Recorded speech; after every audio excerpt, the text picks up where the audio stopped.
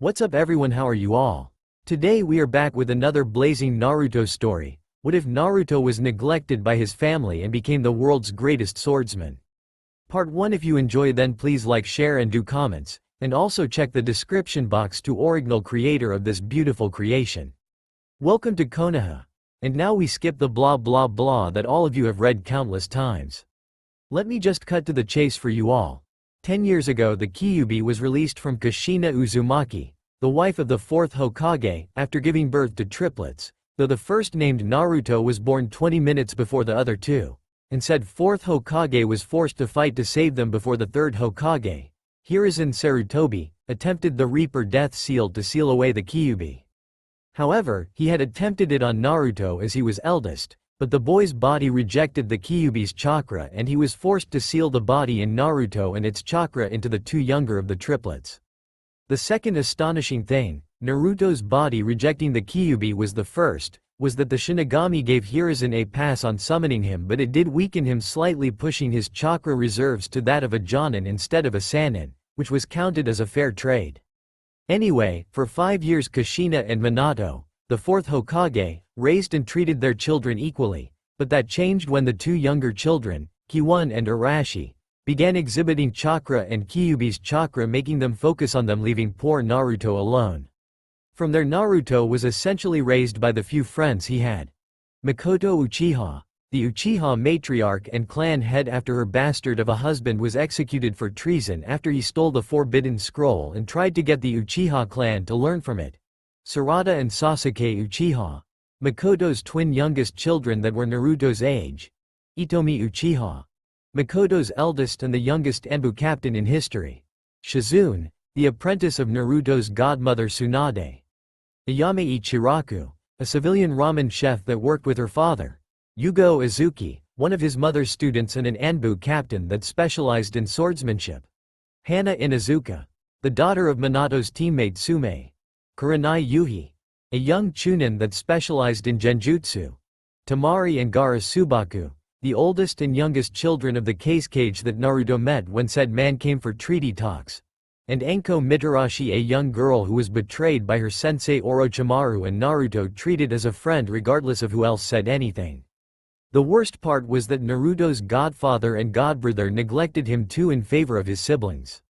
Tsunade was innocent in the neglect as she was mostly too busy at the hospital with being the best doctor or training new doctors and medic nins to spend quality time with the trio, so she usually had Shizune give them their gifts during holidays or events, or Naruto would get his by stopping by to see her.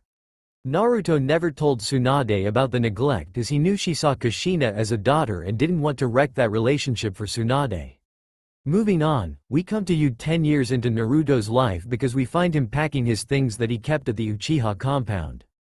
The reason for his packing was because he was planning to leave the village after finally getting fed up with everything and knew he needed to. You see, he felt that he wouldn't receive the training he would need as a shinobi if he stayed, and he was right.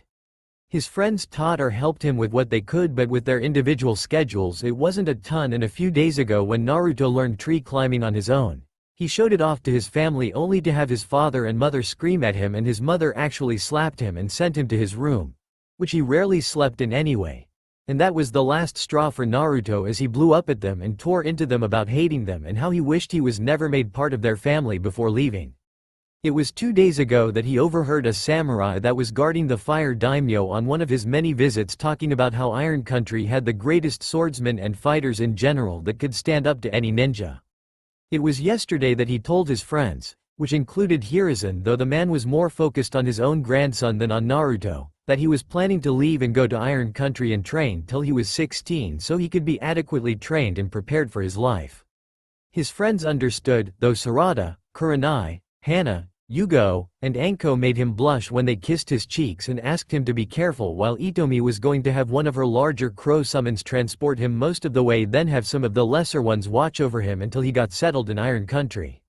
So now we have him packing up some things, including some jutsu scrolls from Hiruzen and Mikoto, because he was currently leaving 1 week after he turned 10, and once again, his friends were the only ones who got him anything. Anyway, once he finished packing he was leaving straight from the compound to Fang Country, Iron Country's southern border country, and then begin the journey to Iron Country and its capital. I'll be surprised if they notice I'm gone." Naruto thought absently as he finished packing up his things and went out to the living room where the people he counted as friends were waiting for him with sad expressions. "So I guess you're leaving now, right?" Makoto asked, and Naruto nodded with a small smile before he gave her a hug. "Yeah, but don't worry, I'll be back in a few years," he stated with a grin, only to be poked in the back, and he turned to see Sarada there with her arms crossed. "You'd better be," Sarada stated, pouting, making the others laugh before Naruto hugged each of them and gave Sarada, Kurenai, Hana, Anko, and Yugo a kiss to the cheek, making them blush before he left with Itomi. Once they were in a secure area, Naruto turned to Itomi. "Can you deliver this when it's time, please?" he asked, giving her a scroll, and Itomi nodded and called a large crow. Naruto then kissed Itomi's cheek before hopping on her, waiting summons before flying off. "Well, off to make my destiny," Naruto thought as he rode the crow to Fang country, while Itomi waited till the time was right to deliver the scroll. Hours later, it took Naruto 4 hours to reach Fang, and the crow, named Kara, was kind enough to carry him to the border of Iron Country before leaving, and 2 smaller crows came and settled on Naruto's shoulders as he walked across the border heading for the capital, which in and of itself was a long journey, but it wouldn't be worth it if it was easy, since he assumed that the trip there was a way to prove himself. Around 12 hours later, Naruto made it to a large mountain that looked like a mushroom and began to scale it using his chakra and muscles. 6 hours into that, he made to the top to see an older gentleman with robes marked with the rank of general standing there with a raised eyebrow as Naruto panted, "My name is Naruto. I came here to learn from the greatest swordsman and become the best." Naruto panted out, trying to not collapse, which wasn't easy since he ran low on chakra an hour ago and climbed the rest of the way on pure grit and will. The general, named Mifune, examined the boy before him and noted the bloodied fingers. "You climbed up here with your bare hands?" he asked incredulously, and Naruto nodded, surprising Mifune and his small group that were behind him, who Naruto missed from the exhaustion. "I used chakra until I had nothing but my muscle left, then it was just my will to make it, since I had to do it on my own no matter what," he stated, still panting as he tried to stay standing but his legs were shaking. "Impressive," Mifune stated, since it was difficult for an adult to get up the mountain, but for a child to do it, and the fact he was doing so to become better, made him more impressive. Before he could make another comment, Naruto passed out and Mifune had one of his soldiers carry him to one of the hotels. The next morning had Mifune and one of his captains, a man named Mihawk, walking to the room Naruto was resting in, only to hear grunts of exertion coming from within. Being curious, they opened to the door to see Naruto doing vertical push-ups while having weights connected to his legs. They were impressed, as many adults couldn't do this exercise, and here was a boy not even in his teens doing it as if he'd been doing it for years. Unknown to them, he had been. "I can see why you were interested, Mifune-sama," Mihawk stated, as he hadn't seen one so young be so dedicated to his training, and it was even more astounding he was doing this after climbing the mountain the day before. Mifune merely nodded. "Yes, if he's this dedicated now, I can only imagine what he will be like when older," Mifune stated before Naruto noticed them there and stopped before releasing the weights with a dull thud before sealing them into a scroll and faced the two. "Can I help you?" Naruto asked, trying to be polite and civil since they were nice enough to give him a room, plus they'd hopefully be training him. "Come with me, young man, there is a few things I'd like to talk to you about," Mifune stated, motioning Naruto to come with him. "All right," Naruto stated as he got his shoes on before going with the two to a more regal building where several individuals with different swords were training along with a couple of others. When they saw Mifune, they all stopped and bowed to him before looking at Naruto, who was showing no fear even with the stares from a few who had a more predatory gaze. "Good day all of you. This is the boy I was telling you about," Mifune stated, making them raise their eyebrows, and Naruto gave a slight bow of respect, but they saw it was not of submission, making him go up a notch in their book, putting him at notch 1. "Hello, my name is Naruto. I have 2 clan names, but only one holds any real significance to me," Naruto informed, making a few raise an eyebrow at that. "What is your full name?" one of the others, a guy with green hair and 3 swords, asked, and Naruto frowned slightly. "My full name is Naruto Uzumaki Namikaze, but I only care about the Uzumaki part of my name," he stated, and they widened their eyes at the Uzumaki name more than the Namikaze name. "You're related to the Red Death?" A man with red hair and a cross scar on his cheek asked, and Naruto sighed and nodded. Yeah, she's my mother, not like she treats me like it though. Naruto stated, bitterly, getting their attention even more. Why not? Another with blonde hair and a cigarette that was doing leg exercises asked. Naruto scoffed, she's too busy focusing on my siblings. Naruto stated angrily, for 5 years both of my parents ignored me and only focused on my siblings, and then when I learned to walk vertically they flipped out and Kushina actually slapped me for it.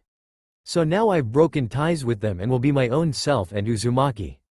He stated angrily, since he was going to be the greatest Uzumaki to ever live and take the clan to great heights once he learned how to become clan head of the Uzumaki. He broke from his musings by Mifune speaking, well young one, you must have a lot of heart and courage to scale the mountain as you did, and in fact you have a fire in your eyes when you spoke about becoming stronger, and the greatest is a good testament to your will. With that in mind, you may stay here for a month, and if you show promise then you may stay here and learn as long as you wish. Your teachers will be myself and any who wish to teach you, but be warned that we will not go easy on you, as the life of a swordsman is not easy and we will require dedication and willingness to continue on through it all. He stated seriously while looking Naruto in the eye, and Naruto just stared back at him with absolute confidence and will to be the best. I accept, sensei. Naruto stated seriously, giving a respectful bow, making the swordsman and others smile. Now the training could begin. 1 month later, Naruto was taking a few breaths as he was working on a technique called cutting nothing that his sensei Mihawk and senpai Zoro, the green-haired man with 3 swords from when he met the others, were teaching him. He was getting the hang of it, but was struggling since it was considered a more advanced technique, and the fact he had to control himself and his sword to the point that he could only cut when he wanted to cut wasn't helping. His teachers were saying he was making progress, but Naruto wanted to be even better, which was why he planned to try out shadow clones soon to help increase his training. He mentally reminded himself to thank Itomi for teaching him that, since it was helpful for chores, and he planned to try out the training aspect.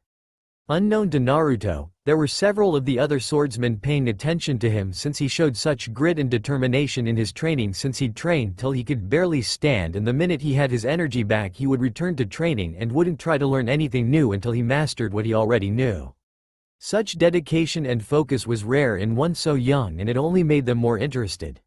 Meanwhile, the Namikaze family were having a normal meal with Jiraiya, Tsunade, Kakashi, and Shizune, not having noticed anything different, except for Shizune of course, until the young female Namikaze, named Kiwon, spoke up, "Oh. Tucson, Kasen, our teacher wanted to know where Naruto was, have you seen him?" She asked, making them all stop as they, minus Shizune, began to realize they hadn't seen Naruto in a while. Trying to hide their panic, Minato and Kushina quickly moved to their eldest room, only to freeze as they realized that they hadn't been in there before, and tried to push down the sense of foreboding while not noticing the others had joined them. Minato opened the door and found the place covered with dust while it was sparsely decorated, as all that was there was a chair, bed, and desk with nothing else at all. Naturally, this shocked everyone but Shizune before Minato noticed a scroll on the desk and felt fear rush through him as he went to it and noticed it was dated a month ago, making his heart sink as he opened it and read before his eyes widened as tears flowed down his face, and he fell to his knees while punching the desk repeatedly till he finally broke it, shocking everyone before the scroll fell from his hand and rolled to the others, with Kushina picking it up and the others read it, widening their eyes as they did.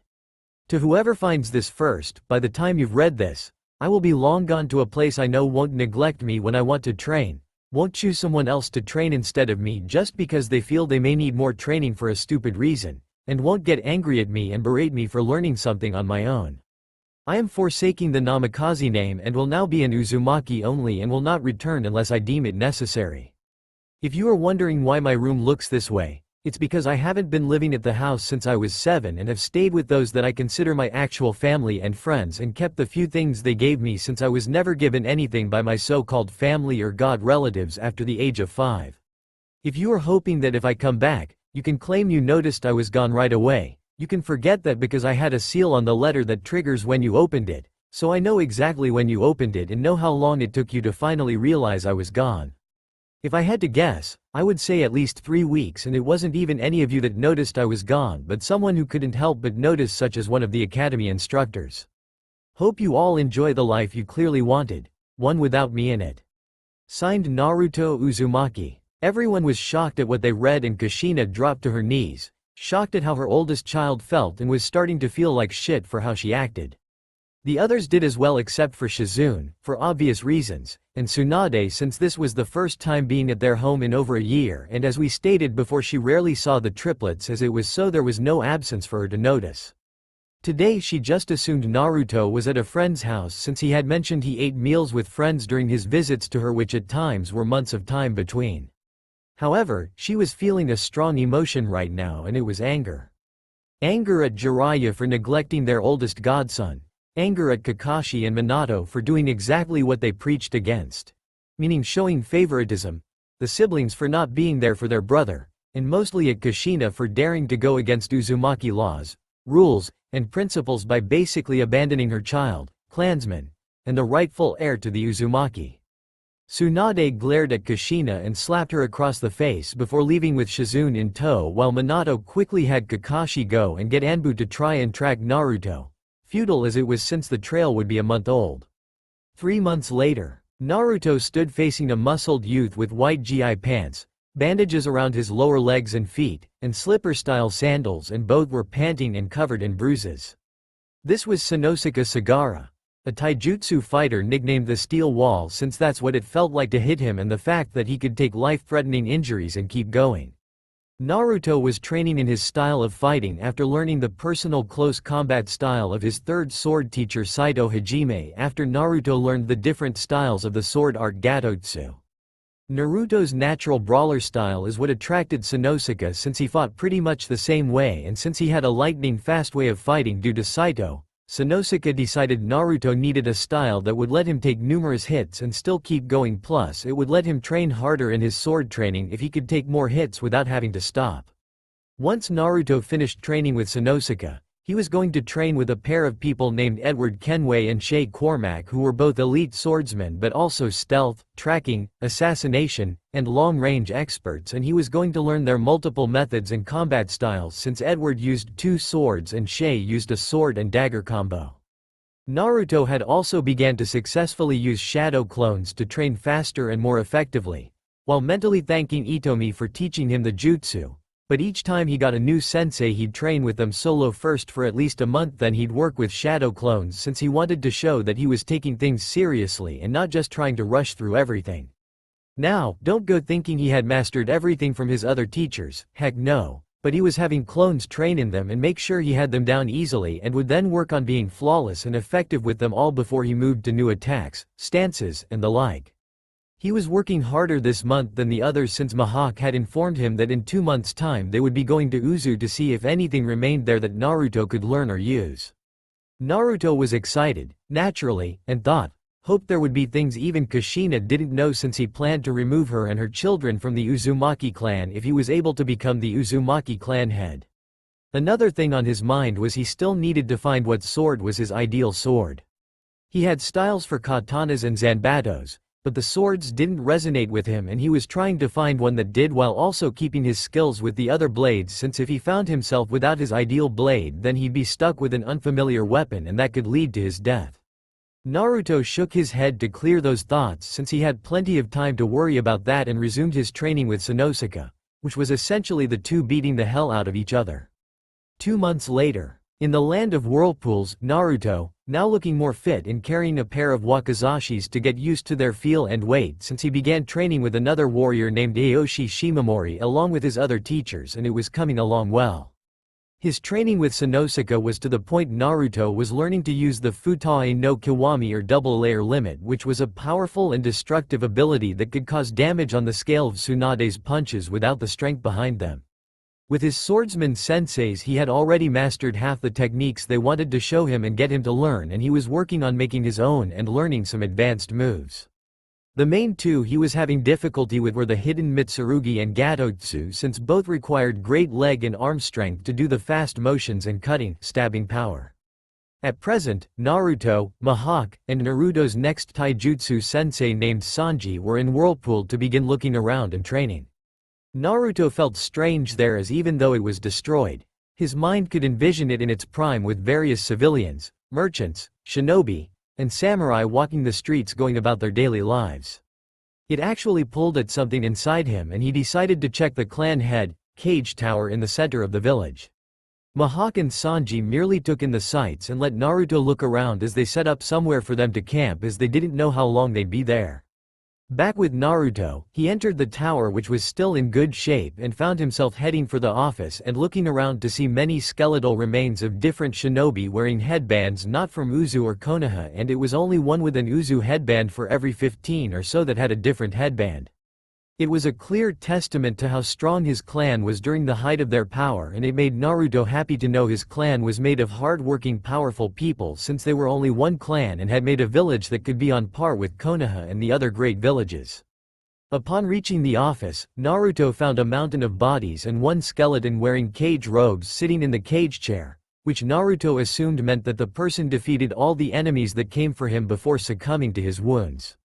Naruto then looked around the office before finding a picture that was hanging wrong and moved it to find a safe with a seal over it that Naruto knew as a blood seal. Shrugging to himself, Naruto cut his finger and put blood on the seal, making it glow before it faded away, and unlocked the safe, causing the door to open and show a blade and large scroll resting inside the safe. Taking the blade, he unsheathed it and found it was a straight-backed kukri sword that had seals inscribed on the handle and blade, and Naruto felt a connection to it and gave it a few test swings and noticed it seemed to hum when he swung it in a certain direction but stopped as soon as he moved it. He frowned in confusion before he resheathed it and put the scabbard across his back before taking the scroll.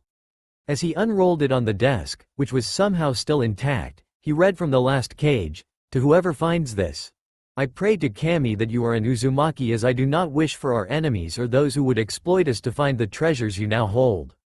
The sword is one of 3 weapons that have served the Uzumaki since its founding and is one of the determining factors of being the clan head of the Uzumaki. The sword's name is Orcrist the Strong Cleaver, and its mates are within the village waiting for those worthy to find them, and will most assuredly lead you if you are a pure-blooded Uzumaki and are strong enough to wield them properly. I was not strong enough, kind enough, or wise enough to be the clan head, but I was still made cage and did not fight to become the clan head, as only the items can pick who is to lead our clan. One item will judge your soul and another will judge your ambitions and goals to see if you are worthy, while the weapons will test your strength, both of your heart, mind, and body. Only the true leader of the Uzumaki has the strength of mind, body, and heart while having the pure soul and good intentions for the Uzumaki. The scroll you found is the entire history of the Uzumaki since its founding, along with every jutsu the Uzumaki have created, the weapon styles designed, and how to bring out the bloodlines of our clan to their strongest potential through training, practice, and perseverance, as every Uzumaki does. Our religious practices, beliefs, cooking, culture, festivals, and more that our clan honored, cherished, and kept sacred are within as well and must be protected. The scroll also details every notable Uzumaki that has come from the clan, regardless of if they were exiled from the clan or not. Please, even if you are not the clan head, protect the scroll and keep our clan's history and culture alive for the next generation to learn and practice. Never let the whirlpool stop raging. Menma Uzumaki, Azukage of the village hidden in the whirlpools. Naruto read and smiled, seeing how feared and dedicated his clan was to preserving their history and culture for the others, and began looking at the rest of the scroll. Further in the scroll was the seal that contained the history of the Uzumaki dating back to within 100 years after the Sage of Six Paths, and mentioned all the notable clansmen that came to be over the centuries up to when the Uzumaki were nearly wiped out with Whirlpool. Naruto sealed the scroll away for later and then left the tower with his new sword out to guide him where the item attracting it was. An hour later had him at what appeared to be a barracks of some kind that was still in decent shape. Upon entering it, he found piles of corpses from the attackers and a small number of scattered Uzumaki defenders. Naruto walked past saying prayers for the dead before entering the captain's quarters and found a strong box under the desk that had the captain sitting in front of it. Naruto moved the captain gently before taking the box out and broke the lock and opened it, finding a short sword that was just under 22 inches long on the blade with a curved-up crossguard, a grooved silver pommel, and a leather-wrapped spiral handle. The short sword, like Stormcleaver, had seals engraved on it, and he could make out an inscription that the seals made, a charn, the lighting blade. Naruto strapped the blade to his waist and pointed Orcrist around in different directions looking for the hum, but the blade remained still. Frowning in confusion, he sheathed it before a thought occurred to him. He looked at a charm and pulled it out and pointed it in different directions before feeling it hum and left the barracks to follow it while mentally making a note to send some clones here to bury the dead. Another 2 hours of walking later, Naruto came upon what he assumed was the clan head cage home if the reinforced walls and dozens upon dozens of ruined seals were anything to go by, and entered before looking around. Upon finding the office, Naruto looked around, finding papers and books thrown everywhere and a rusted bastard sword hanging on the wall, and Sting was reacting to it. Shrugging to himself, Naruto sheathed Sting and approached the sword, and upon grasping the handle, the seals engraved on it glowed before the rust fell from the blade like it was nothing but dust and revealed a shimmering silver blade. Upon the crossguard were seals that made another inscription, Glamdrain, the Thunderhammer. Naruto looked around the office and found a scabbard for the blade and strapped it on his back just under Orcrist before looking around some more to find anything else of use or important. Finding everything that was useful, Naruto saw it was getting dark and decided to find his teachers, who were setting up camp in the middle of the village. Upon arriving, they instantly noticed the weapons on Naruto, and Mihawk smiled. "I see that the coming here wasn't a waste," Mihawk stated, and Naruto nodded. "Yeah, and there is still more for me to find here, so we may be here a while," Naruto stated, making Mihawk nod as Sanji gave them soup before they ate quietly before turning in for the night. The next day, Naruto continued to explore the village for any signs or clues on what he was looking for or where he should look. It was nearly noon when he came upon what looked like an old temple and decided to look inside since there was an item supposed to judge his soul. He scowled slightly, seeing the bodies of attackers and those in Uzumaki robes that resembled priest garments, and said another prayer over them before continuing to explore while mentally noting to send out shadow clones that night to begin burying the bodies, even the enemy shinobi, since he wasn't going to disrespect the dead regardless of how he felt about them. As he finished that thought, he felt a pull towards the main room and followed it to find a statue of an Uzumaki, evidenced by the Uzumaki spiral being engraved on the forehead, wearing robes and holding a Shikuho staff and wearing a rosary of black magnetama and crimson Uzumaki spirals with a large black and red Uzumaki spiral at the end. The interesting thing was that both the staff and rosary weren't part of the statue, but placed on in it to secure them. Naruto idly wondered how the hell no one took them before he paused and thought and drew Orcrist and re-examined the seals on it. He found what he was looking for etched into the hilt so small that unless you looked for it you would miss it. It was a reverse summoning seal. If anyone not of Uzumaki blood tried to use it and was deemed unworthy, then the blade would reverse summon itself back into the safe Naruto took it from, and even if there was Uzumaki blood, if deemed unworthy the blade wouldn't work except as a blunt object. Testing a theory, Naruto found the same kind of seal etched onto a charn and Glamdrain, though he guessed they went to different locations to ensure no one could hide all three from any surviving Uzumaki, and assumed the same was for the staff and rosary. Naruto made a mental note to swipe some blood on the reverse seals to see if they would activate and make the weapon return to him instead of here in Whirlpool, since it would be troublesome to keep coming back and getting them if someone else tried to use them. Naruto then looked at the statue and bowed to it. "Please protect these items, I will not desecrate something sacred to my clan just to gain something from it," Naruto stated before turning to leave, only to feel a weight on his neck and something in his hand, and sure enough, as soon as he looked, he was wearing the rosary and holding the staff. He turned back to the statue and saw the hands were now together in a prayer or a sign of respect with the head bowed, and he bowed towards it again. "I will honor these items and the Uzumaki clan rights so long as I shall live," he stated as he sealed the staff in his arm and walked out of the temple with the rosary sizing itself to fit him better.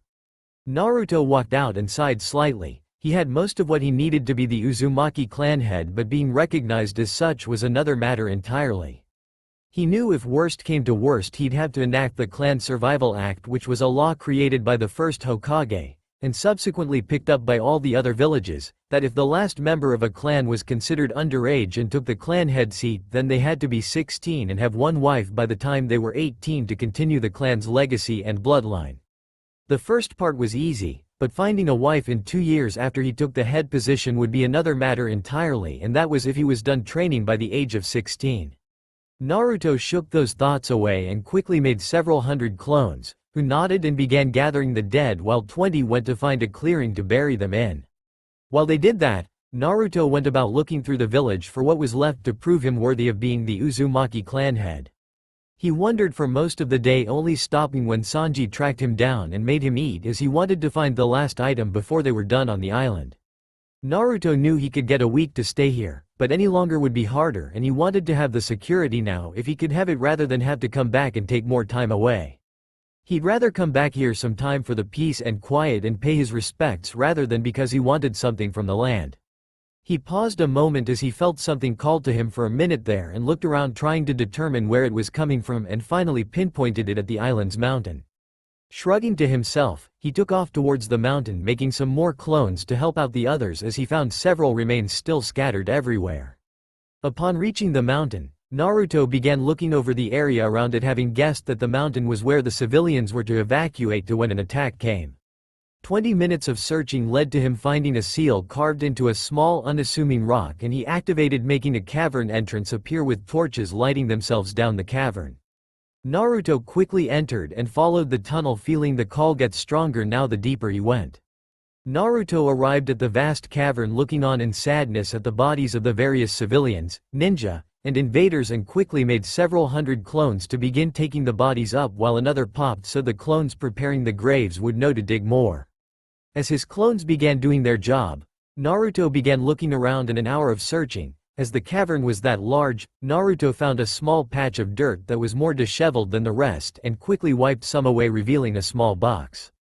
Naruto pulled it out and opened it, showing an onyx band with a ruby on top, but the interesting thing was that the onyx flowed up, making the spirals in the ruby, and the ruby flowed down, making vein-like designs in the onyx. Naruto slipped it on his right middle finger and felt a power wash over him, and the ruby glowed a moment before it faded, and Naruto sighed. "You don't accept me, huh? Very well, then I shall carry you till you find someone who is," Naruto stated as he slipped the ring off and put it in his pocket. Naruto trudged back to the campsite and sighed, making the other two look at him. "Something wrong, Naruto?" Sanji asked as he cooked their dinner. "The last item of the Uzumaki clan had rejected me, so I can't be clan head," Naruto stated, making them raise an eyebrow. "You can still be clan head, who cares if the item didn't accept you, the others did," Sanji stated, and Naruto shook his head, not noticing the ring began to glow again. "I don't want to just take the title, I want to fully earn the right and title. Anything else is a sham and insult to my goals and dreams. Even if I can't banish her and her children from the Uzumaki, I will still refuse to be under the same name as them, as they broke key Uzumaki tenets and creeds and my own views and code for life. Anything less than earning the right she claims to have without going through the proper procedures makes me no better than she is, and I refuse to stoop to her level and betray the very foundations my clan is built on just to get a shot at her. I will either find another way to get her out of the clan, or I will simply build my own and return these items to rest here in Uzu for all time, where no one will ever disturb them again," Naruto stated before he blinked and saw the ring back on his finger and the ruby glowing brightly, making him smile. "But it looks like it won't come to that," he stated, gazing at the ring. "With this I am marked as the true heir and leader of the Uzumaki clan," Naruto stated, making a fist, feeling the ring flood his mind with knowledge of his clan and their laws. Mihawk and Sanji merely smirked as Sanji served the food. "Yes, well, your lordship, it's time to eat," Sanji stated jokingly, making Naruto open his eyes and smirk as they sat down and ate, with Naruto now having the security and knowledge he needed to get back at the family who wronged him and punish the people who betrayed the clan and all it stood for. 5.5 years later, capital of Iron Country. Clang, clang, clang, came from the training area of the capital as a now 16-year-old Naruto clashed against Saito Hajime, Kenshin Mimura, and Mihawk with his own blades, and right now Orcrist was out as it was his most fluid blade. Naruto had gone through some changes over the past few years, as he was 6 feet 3 inches and all muscle, with a 6-pack turning 8-pack forming on his torso. His hair was longer, reaching the base of his neck, and was slicked back save for one strand that hung between his eyes, and some of his strands had red tips. He still wore the rosary around his neck and was currently shirtless as he fought his primary senseis in a pair of black GI pants and sandals.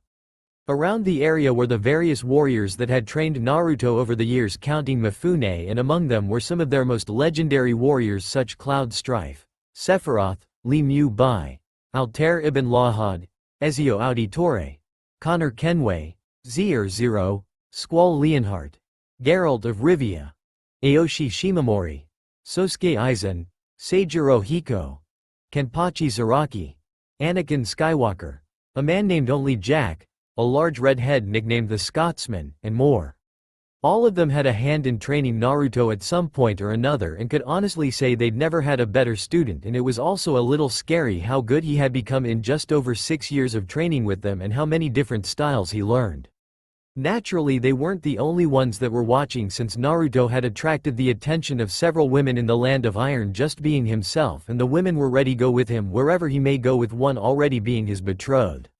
The girl in question was one Rukia Kuchiki, as the two had known each other since he was training under her father Byakuya to learn their speed techniques that were on par with Kenshin's hidden Mitsurugi, though another of Naruto's girls was even better at the speed technique than any Kuchiki and was only matched by Naruto, and the two had started as rivals until that grew to friendship and then furthered as any old love story went.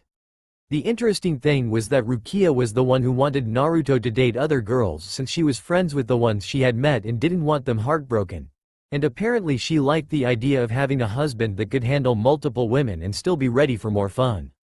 Byakuya was against it first, but when he was caught in a situation with Naruto having his sword at his throat and Rukia having hers at his manhood, along with the other women in position to harm him in ways only Jiraiya could probably sympathize with, he made the intelligent decision of stating that so long as his daughter was happy, then that was all that mattered. Since then he had been getting to know each woman, but at the moment Rukia was the only one he was to wed. Back to the other things, Naruto had mastered each skill his teachers had to give him, including Edward, Shay, Ezio, Altair, and Connor's stealth, assassination, and tool skills to make sure he would be an effective shinobi as well as swordsman. He also got trained by some monks of Fire Temple that traveled at Mifune's request, and they taught him to fight with his shakuho as well as their own form of hand-to-hand combat to add to his repertoire of skills.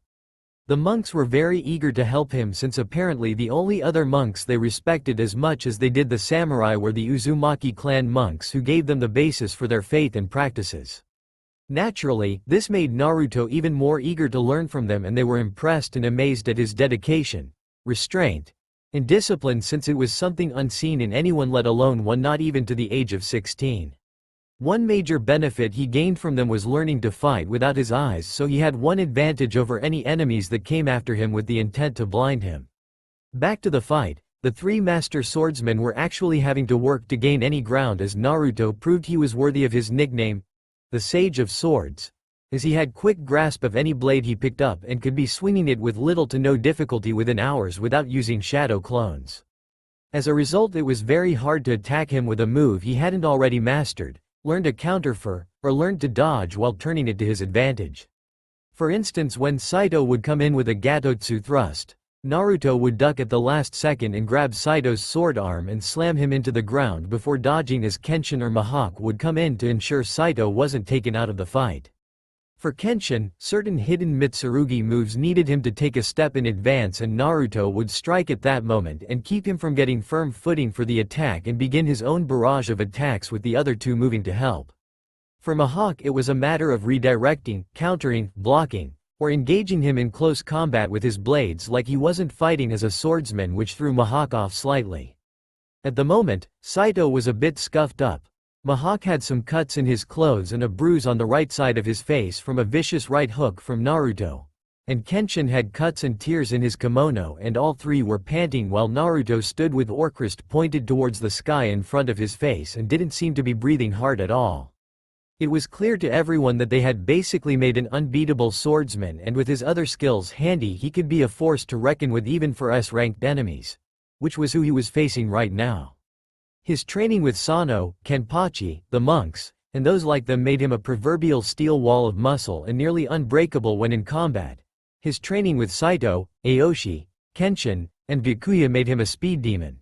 His training with Shay, Edward, Connor, Altair, and Ezio made him a ghost when needed.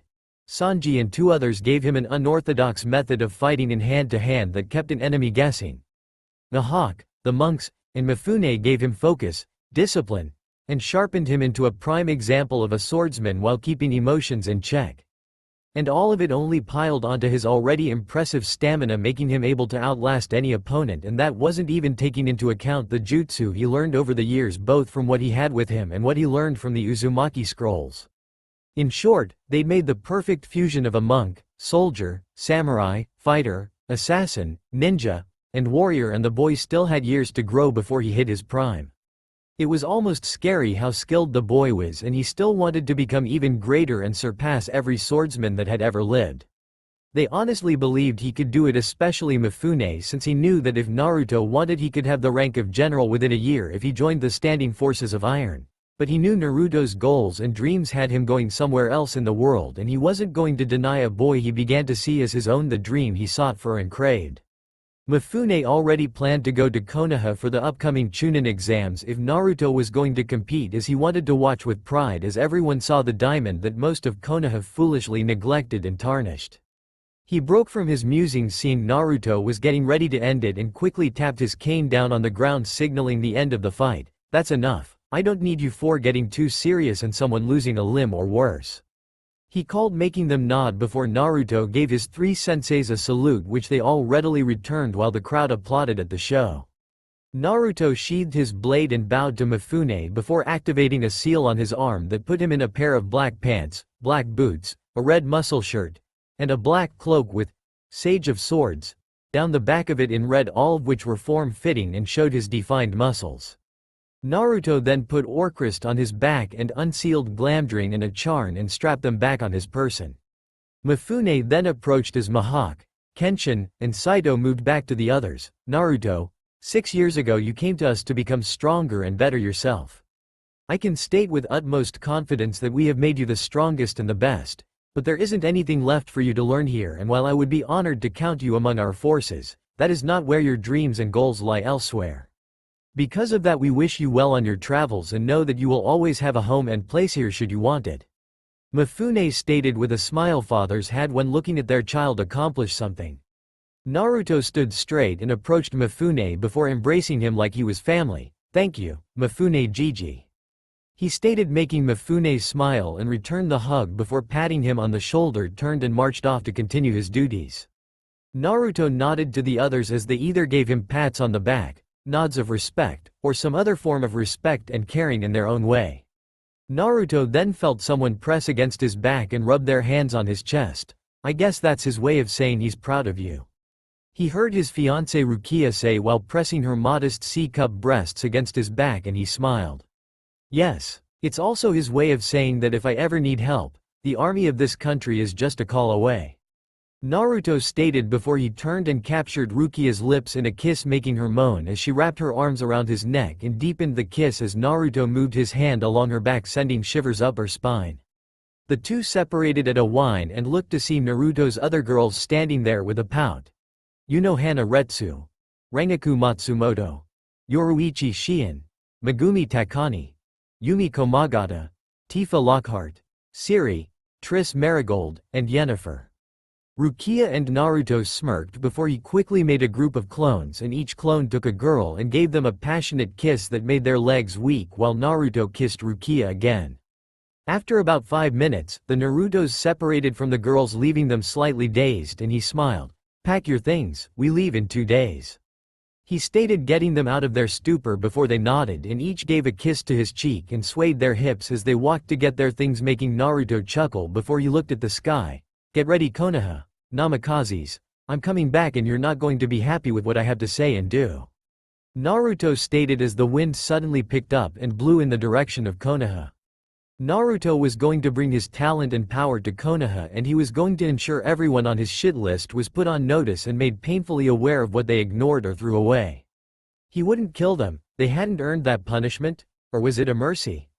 Either way, Naruto was going to show them how he grew away from them, away from their support, love, and any possible training they could have thought to give him. He just had to get him and his girls there to see it. Naruto and his girls were walking through the forest surrounding Konoha, with the women taking in the sights since they mostly lived in Iron Country, which was a lot of snow with some pop-ups of spring to enjoy, but not a full forest of summertime trees to see and experience. Naruto merely stared straight ahead towards the ever-nearing gate as they walked, though he did speak to his girls to ensure they didn't worry about him. They all understood why he was like this. Of course, he didn't want to go to Konoha for work, but Kiri was too wrapped up in their problems, and Naruto's bloodlines would cause problems potentially on both sides. Iwa would sooner skin him alive despite the Tsuchikage not being a hard ass over what happened anymore since shit happened in war. Kumo would try to turn him into a breeding factory and have him expand their operations, and he had no intention of just siring kids and letting them be turned into village weapons. Suna, while friendly with Naruto, wasn't exactly getting a ton of jobs, and Naruto didn't care for the desert and his girls wouldn't enjoy it much either. Thus, only Konoha was left as a truly viable option for him since he didn't have the experience and funding to make his own village, and no minor village would risk Konoha turning their attention on them. So it was Konoha or he wasn't getting a shinobi career. All of this meant he had to deal with the people he didn't want to deal with, but the bright side for him was that he could see his other precious people again. He could only imagine their faces when he showed them some of the secrets he had stashed away for when he needed trump cards. He also knew he'd enjoy the faces of Minato and Kushina's family when he returned, and knew they'd be scrambling to apologize and make amends. Yeah, right. The best they could get would be him considering them friends. They burnt that bridge for being family a long time ago, and it was worse still because Kushina and her children broke Uzumaki clan tenets and laws that breaking even just one of them was enough for the head to exile you from the clan, and breaking multiple ones usually ended up in your execution. He wouldn't kill them, but he sure as fuck wasn't letting them stay in the clan. He was the clan head now, and it was his duty to ensure all members were true Uzumaki and followed all the laws to the letter. No excuses, ifs, ands, or buts. He shook those thoughts away as they neared the gate and prepared to check in, while he wondered just what the Hokage and his family were up to. Let's see for ourselves, shall we? Hokage Tower. Minato Namikaze sighed as he sat in his office taking a break from the paperwork. He looked over the village feeling sad once again, since it had been 6 years since his eldest son had run away from the village. His teams that were sent to find him came back empty-handed, and he was limited to only Fire Country since sending teams outside would be problematic, as not only would it possibly cause an international incident, but it could alert the other villages that his son was gone. That would have made Naruto a glaring target, whether for assassins or recruiters. It had not gone over well. Tsunade had cut all contact with them along with Shizune and only ever spoke to them professionally. Sarada and Sasuke Uchiha became colder towards his children and his wife. Makoto became colder towards them all. Yugo and Itomi, who apparently his eldest was friends with, only ever spoke professionally to him, Jiraiya, or Kushina. Hiruzen had even stated how disappointed he was. Kushina and Kiwon had been inconsolable for over a month, refusing to leave their rooms and only eating when they absolutely had to. Arashi had just turned to training like a madman and had become a bit because of it. Jiraiya had sent his spies and toads scouring for him, though he and Minato got their asses handed to them by the toads for treating the boy like that, since there was no way they could come clean. However, when nothing was found, Jiraiya started being depressed and now rarely left Konoha unless some word of Naruto came, and then he took off to investigate. None of them ever panned out or got them any closer to finding Naruto. He turned back to his paperwork and to one document he had just finished filling out a short while ago. He had sent his wife's team consisting of her and Kakashi as the senseis, since Kushina had duties to attend to in-council meetings at times, so Kakashi was there to continue teaching them, and had Kiwon, Arashi, and Yakumo Kurama as their students. They were teamed with Itomi's team consisting of Sasuke, Sarada, and Sakura Haruno. Their mission was to escort a bridge builder named Tazuna to Wave Country and then possibly keep him alive as he finished the bridge connecting Wave to the mainland. He knew that Wave was in bigger trouble than the old man let on, mostly due to a ruthless businessman named Gato, but Minato was confident that with his wife and 2 Anbu-level ninja that there wouldn't be too many problems, since Gato was a thug with more thugs, no highly trained warriors. However, he couldn't shake the feeling that there was going to be more trouble than he or they anticipated, but he had no one to spare to send as extra support just to be safe. It wasn't like he couldn't justify it. Wave, while small, was worth a country 3 times its size in economic value, with it being a major trade hub. Minato sighed, not sure what to do as he contemplated things until he was forced out by his secretary getting his attention. "Hokage-sama, there is a young man to see you.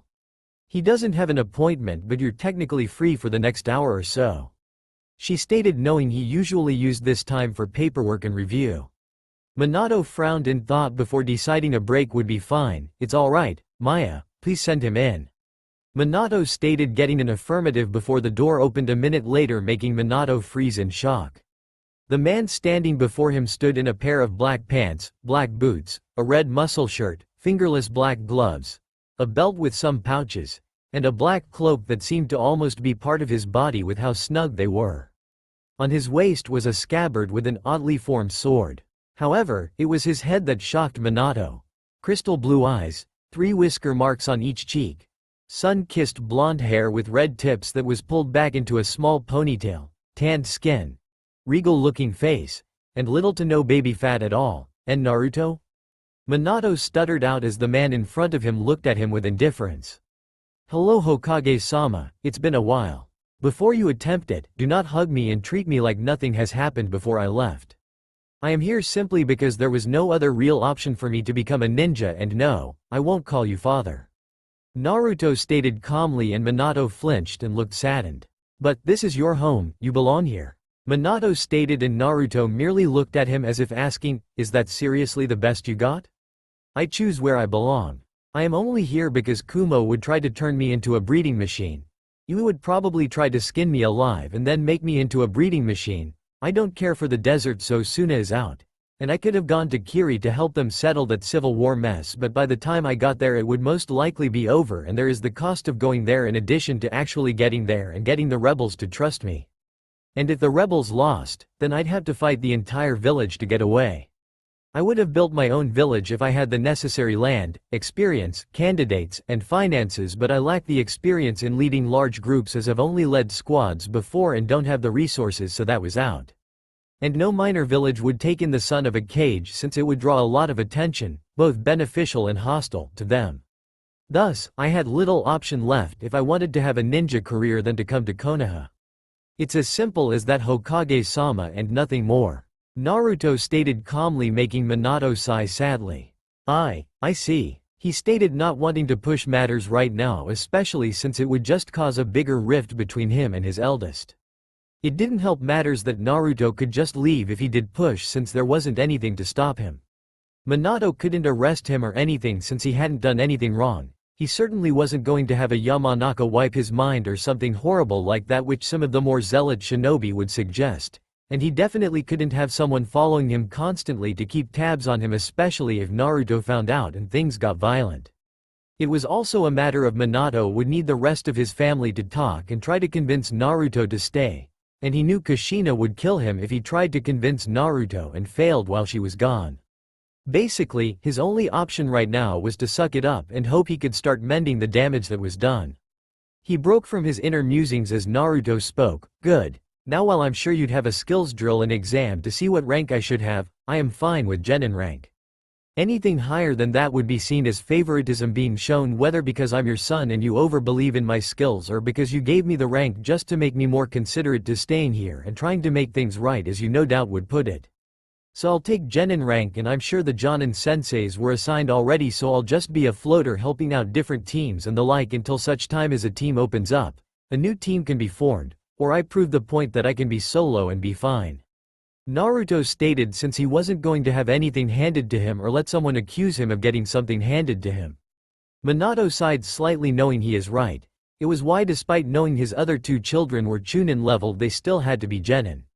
Minato could also tell his son had trained long and hard just based on his stance alone and the fact he kept looking where all the hidden Anbu were without even trying to find them. He'd like nothing more than to test him to see what he was capable of, but it would appear he didn't want to be anything higher than a Genin, even if he was Chunin level or higher. Very well.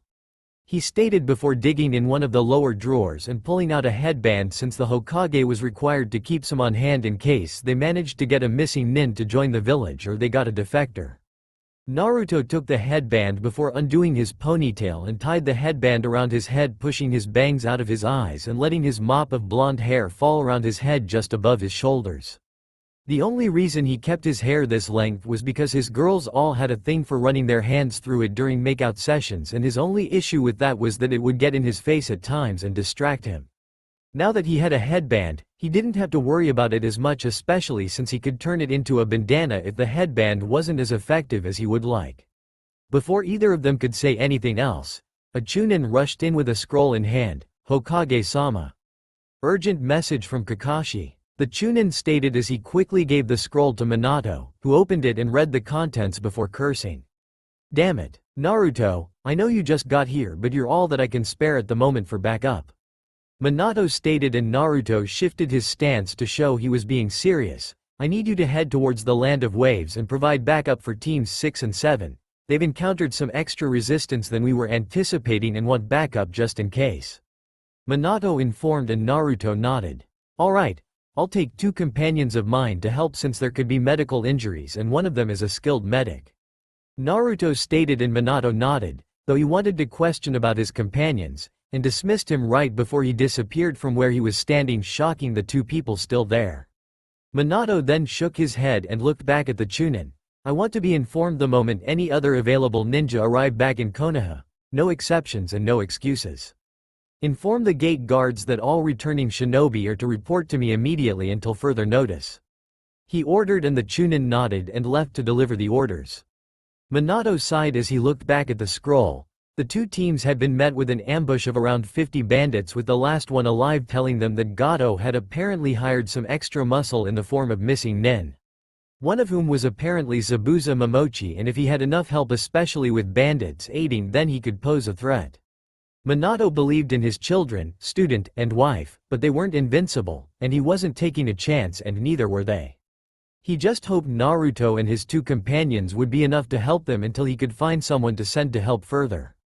With Naruto, said Swordsman entered the hotel his girls were at while he went to see his ex-father and quickly told them the situation before having Hana and Triss go with him while the others waited here. Once the 2 were ready, he and they took off with Triss using her unique bloodline to keep up with the 2 sword-wielding individuals. At their speed, it took them roughly an hour to reach the teams and the sight was not one that inspired confidence. Kushina was trapped in a water prison. Kakashi was struggling against a trio of water clones. Itomi was facing 5 water clones and 2 Chunin-ranked ninja called the Demon Brothers. And the Genin were facing more bandits and trying to keep Tazuna safe. He also noted how his former family members had changed. Kushina was still the same with her wearing Enbu-style gear without the sword and it was customized into a vest instead of a chest plate, but he knew the vest was reinforced. Kakashi has aged a bit, but he could also see that Kakashi was slacking in his training since he was an S-rank Anbu commander and now he was struggling against an A-rank missing nin. Arashi had become nearly identical to Minato, counting the somewhat skinny build. Only he had his mother's eyes and hair color instead of his father's. He was dressed in a blue long-sleeved shirt, black shorts, and the usual blue sandals with his headband tied around his left bicep. He also had a kunai holster on his left leg. Kiwon was the opposite in that she was a near clone of her mother but had her father's hair color and eyes. She was dressed in a red kimono top with a normal black vest over it, black tights, and blue sandals. Her headband was on her forehead while she had her kunai pouch on her right hip. Naruto then turned his attention to the 2 girls and saw one girl he recalled as Yakumo Kurama, which made his tenant snort a bit, and recalled she was a genjutsu mistress in the making and assumed she was placed with Kushina and Kakashi because she needed to build up her abilities in other areas. She was pale-skinned, brown-haired, bronze-eyed, and wore a lighter pink battle kimono with a fishnet undershirt, fishnet leggings, and a pair of blue sandals. Her headband was dangling around her throat like a necklace. From what he could see, she had low to mid-C-cup breasts, a perky ass, and slender legs. The other was a pink-haired girl that Naruto hadn't met but found she was a bit cute. Her pink hair was cut short and her headband was on her head almost like a bow, cream-skinned, emerald eyes, and small but kissable lips. She wore a red vest over a fishnet shirt, short pink skirt over a pair of black biker shorts, heeled boots that went to her knees, black gloves, 2 pink elbow sleeves, and 2 emerald stud earrings. Her right hip was also bandaged and had a holster over it but it wasn't a kunai holster. Her figure wasn't as impressive as some others with her high B-low C-cup breasts, slim waist, moderate hips, and then her best asset which was her tight ass that seemed to be jiggling slightly when she moved. Switching his attention to his friends and loved ones, he smiled seeing they had grown better since his time away. Sasuke has grown up well, standing at 5 feet 10 inches with his hair being in a small ponytail that hung by his shoulders rather than it being up and looking like a duck's ass. He still had some baby fat to him, but he was lean and fit, showing he had been taking training seriously, but not so much that he bulked up and lost speed and control. His attire consisted of a white kimono top with the fish netting sewn in and an Uchiha fan on the back, black fingerless gloves connected to a pair of wrist guards, black pants with a pair of sashes dangling on the front that had the Uchiha symbol on them, and black open-toed boots that went up to his knee. He also had an O-katana in hand ready to fight. Sarada had managed to balance out her natural cuteness with her new womanly body as she sported high C-low D-cup breasts, a jiggly ass, slender legs, cream skin, reddish-black eyes, cute face, and black silky hair that was pulled into a small braid that laid between her shoulder blades. Her attire consisted of a red battle dress with black booty shorts under it, black-heeled calf boots, black fingerless gloves, a black choker with a red swirl on it, and her cute red-rimmed glasses that helped push her hair out of her eyes. Her headband was around her right thigh while her kunai pouch was on her left. Itomi had become a gorgeous woman, and if it wasn't for the bit that she inherited her from her father, namely the teardrop marks and angular face, she could pass as Makoto's younger sister or even twin. Her black silky hair was braided into a ponytail that hung over her shoulder, while her face was both angelic and intimidating due to the cold expression on her face as she was fighting. Her figure had filled out since Itomi now sported mid to high D-cup breasts, slim waist, tight stomach, wide hips, firm ass, and long legs with just enough muscle to accent her womanly curves. Her attire consisted of a black form-fitting bodysuit with a battle skirt over her ass and groin, a jonin vest over her chest, black fingerless gloves, and black high-heeled sandals. Naruto smirked at the last item since Makoto was a bit infamous for being able to fight and do missions in those type of heels, and that they doubled as weapons since the heels were refined to a sharp tip. Of course that was also part of the trouble wearing them, since if the wearer wasn't in full control and balanced, the heel would stab into the ground or surface, making the wearer have to try and pry themselves free while making noise. Breaking from his musings, he quickly analyzed the situation before deciding on a course of action. Naruto had the two girls go aid the genin while he quickly went through seals and launched a great breakthrough at the water clones and demon brothers, sending them back, causing all the fighting to stop as Naruto appeared before the clones. Naruto stood there with his hand resting lazily on the hilt of Orcrist as he stared at the 8 clones and the 2 Chunin while everyone was staring at him in confusion and caution. "I'm afraid I can't allow you to kill these Konoha nin. 3 of them are friends of mine and the others recently became comrades, or I wouldn't have gotten in your way," Naruto stated coolly as he locked eyes with each opponent, making them take a step back unconsciously. "Who are you?" one of the clones asked, and Naruto smirked before turning and pointing at the back of his cloak, making the clones widen their eyes and take a few steps back as well. What the hell are you doing here?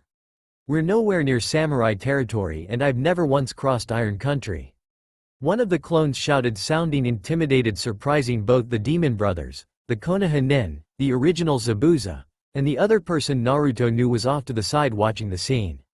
"I just told you, I just joined Konoha, so any fight with Konoha nin is now a problem for me," Naruto stated, turning back and now gripping Orcrist in its scabbarded. "Now, will you fall back or do I have to end your existence?" Naruto asked before dodging and bisecting a bandit that came up behind him before resheathing his blade in a blink of an eye. "Well? I'm waiting," Naruto stated, not bothered at all by the man he just killed, as he had quite a few kills to his name while serving Iron Country.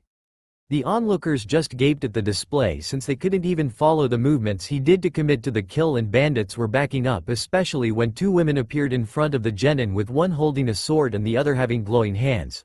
"I suggest you leave or I will be forced to handle things my way," Naruto stated, cracking his knuckles audibly, making a few flinch before the demon brothers decided to attack using the chain that was connected to each other via the gauntlets they wore. Naruto merely watched them before he pulled a kunai out and waited till they got close. Once they did, he threw the kunai into the chain with enough force to shove it down to the ground, where it planted itself, forcing the 2 brothers to be yanked towards each other. However, before they could collide with each other, Naruto appeared and did a split kick to their heads, sending them snapping back and pulling the kunai free until Naruto kicked it back down into the ground and spun on it. The purpose of the spin was to deliver a roundhouse to one brother's head and swing him around into the other, forcing the 2 to the ground, where he promptly jumped and landed on their arms that were connected by the chain. Naturally, the arms broke, making the two brothers yell in pain before a swift kick to the head each knocked them out. Naruto then turned back to the clones and slowly approached them while dragging his sword out slowly, with the noise being deafening in the area. Once he was in front of the clones, they all gripped their swords tight before coming at him all at once, making him snort in amusement. The first one came with a horizontal swing that Naruto jumped on and quickly beheaded the attacker before flipping and slicing another across the chest. As he landed, Naruto bent backwards to dodge another swing before he stabbed the attacker, and then twisted his sword to do an arch swing that bisected another and spun on his right heel to bring his left foot up in a kick that caught another clone under the chin. Naruto then stepped back to let a cleaving chop land in front of him before he chopped the back of the clone's neck and stabbed behind him, impaling the last clone. The clones all dispersed, leaving Naruto standing there looking at the real Zabuza with boredom evident in his eyes. Naruto then walked casually towards Zabuza, who quickly released Kushina and jumped to the side with his sword at the ready. Naruto just walked across the water to Zabuza and stood in front of him with his sword out to the side while the Konoha were gawking both at his display and the two women quickly dispatching the bandits in effective measures. Kushina pulled herself out of the water and quickly moved back to the land since she didn't know who this guy was, but he was certainly better than many Anbu-level shinobi. There was also the fact his sword and the man himself seemed familiar to her, but she couldn't quite place either of them. The Konoha minus Yakumo and Sakura, were feeling the same way about the person and couldn't figure out where they knew him from.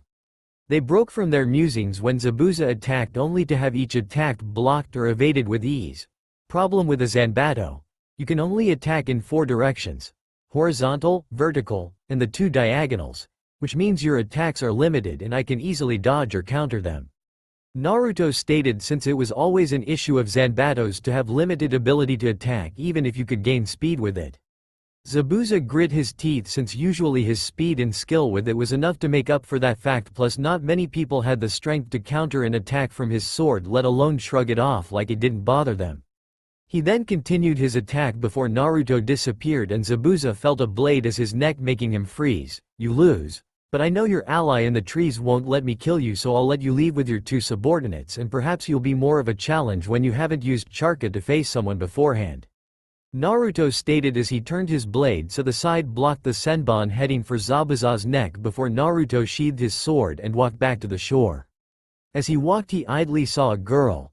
The smell on her meant it wasn't a boy. Land beside Zabuza and take him into a rectangular piece of ice while the demon brothers fell into one that formed under them before both pieces of ice disappeared. Naruto merely returned his attention to the group remaining and walked towards him as Hana and Triss scanned the different people for injuries before standing beside Naruto. Glad to see that you didn't get rusty after all these years. Itomi-chan. Sasuke Teme, Sarada-chan. Naruto stated with a smirk, making the 3 Uchiha widen their eyes before Itomi and Sarada glomped him in a hug as Sasuke went over to him with a smirk. Naruto-kun. The 2 girls shouted as he chuckled and hugged them back, shocking the other Konoha as Kiwan and Kushina had tears in their eyes while Arashi was looking at him analytically. Kakashi was merely gawking at him as Sakura and Yakumo looked confused.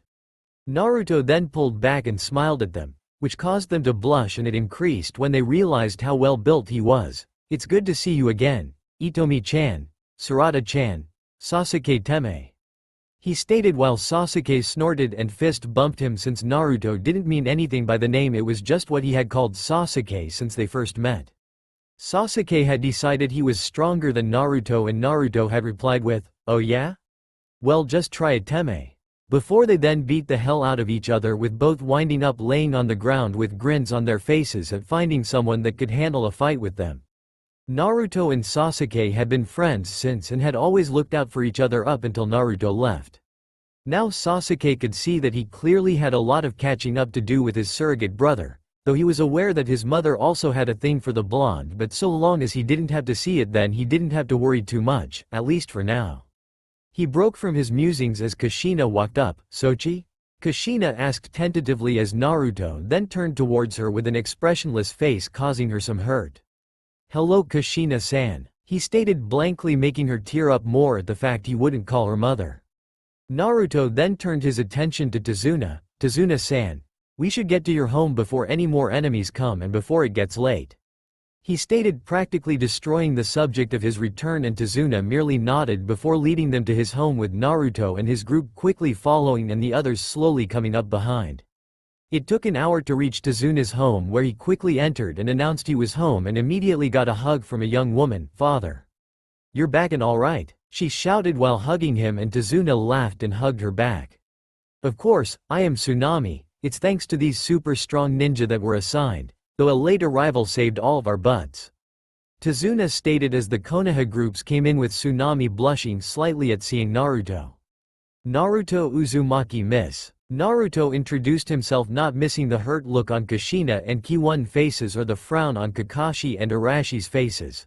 "I just recently joined Konoha after been training for a few years away from the village," Naruto stated, kissing Tsunami's hand, making her blush more before she allowed everyone in. "My two companions are Triss Marigold and Retsu Unohana, two of my lovers," he stated, making the two women blush with a smile while the other people were shocked at him. "Two of? As in you have more than one and more than them?" Tsunami asked, shocked, and Naruto nodded yes.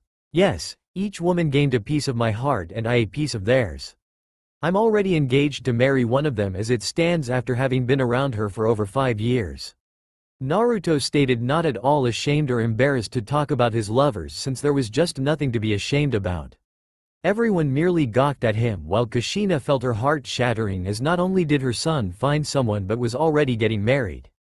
"It's true, and if it wasn't for Rukia-chan we wouldn't be with him either," Retsu stated with a smile, while Triss nodded. "Anyway, we'll have close to a week to get ready for when Zabuza comes back, and chances are Gato will be adding some more muscle just to make sure we lose the fight. With that in mind, I can handle watching Tazuna during the day, while Triss-chan and Retsu-chan can look through the town and can help anyone with injuries," Naruto stated, since it was the best course of action, since the genin needed more training and someone had to watch Tazuna while they did train. "I don't think we have to divide ourselves like that, Naruto. One team can train while the other watches Tazuna," Kakashi stated, since it would give him and Kushina time to talk to Naruto, only to get a bored look from Naruto. "Except we don't know how many extra hands Gato will hire this coming week, and doing your method would mean that the two teams each only got half the time to actually train, and that lowers the odds of survival depending on what we're actually going to face. If they aren't ready, then the more experienced of us here will have our attention divided between fighting and ensuring they don't get overwhelmed, which then puts us at risk along with them. So no, we will not do it that way," Naruto stated, making them see his point as he went to his kitchen and took a scroll out before he began setting up the stove to cook.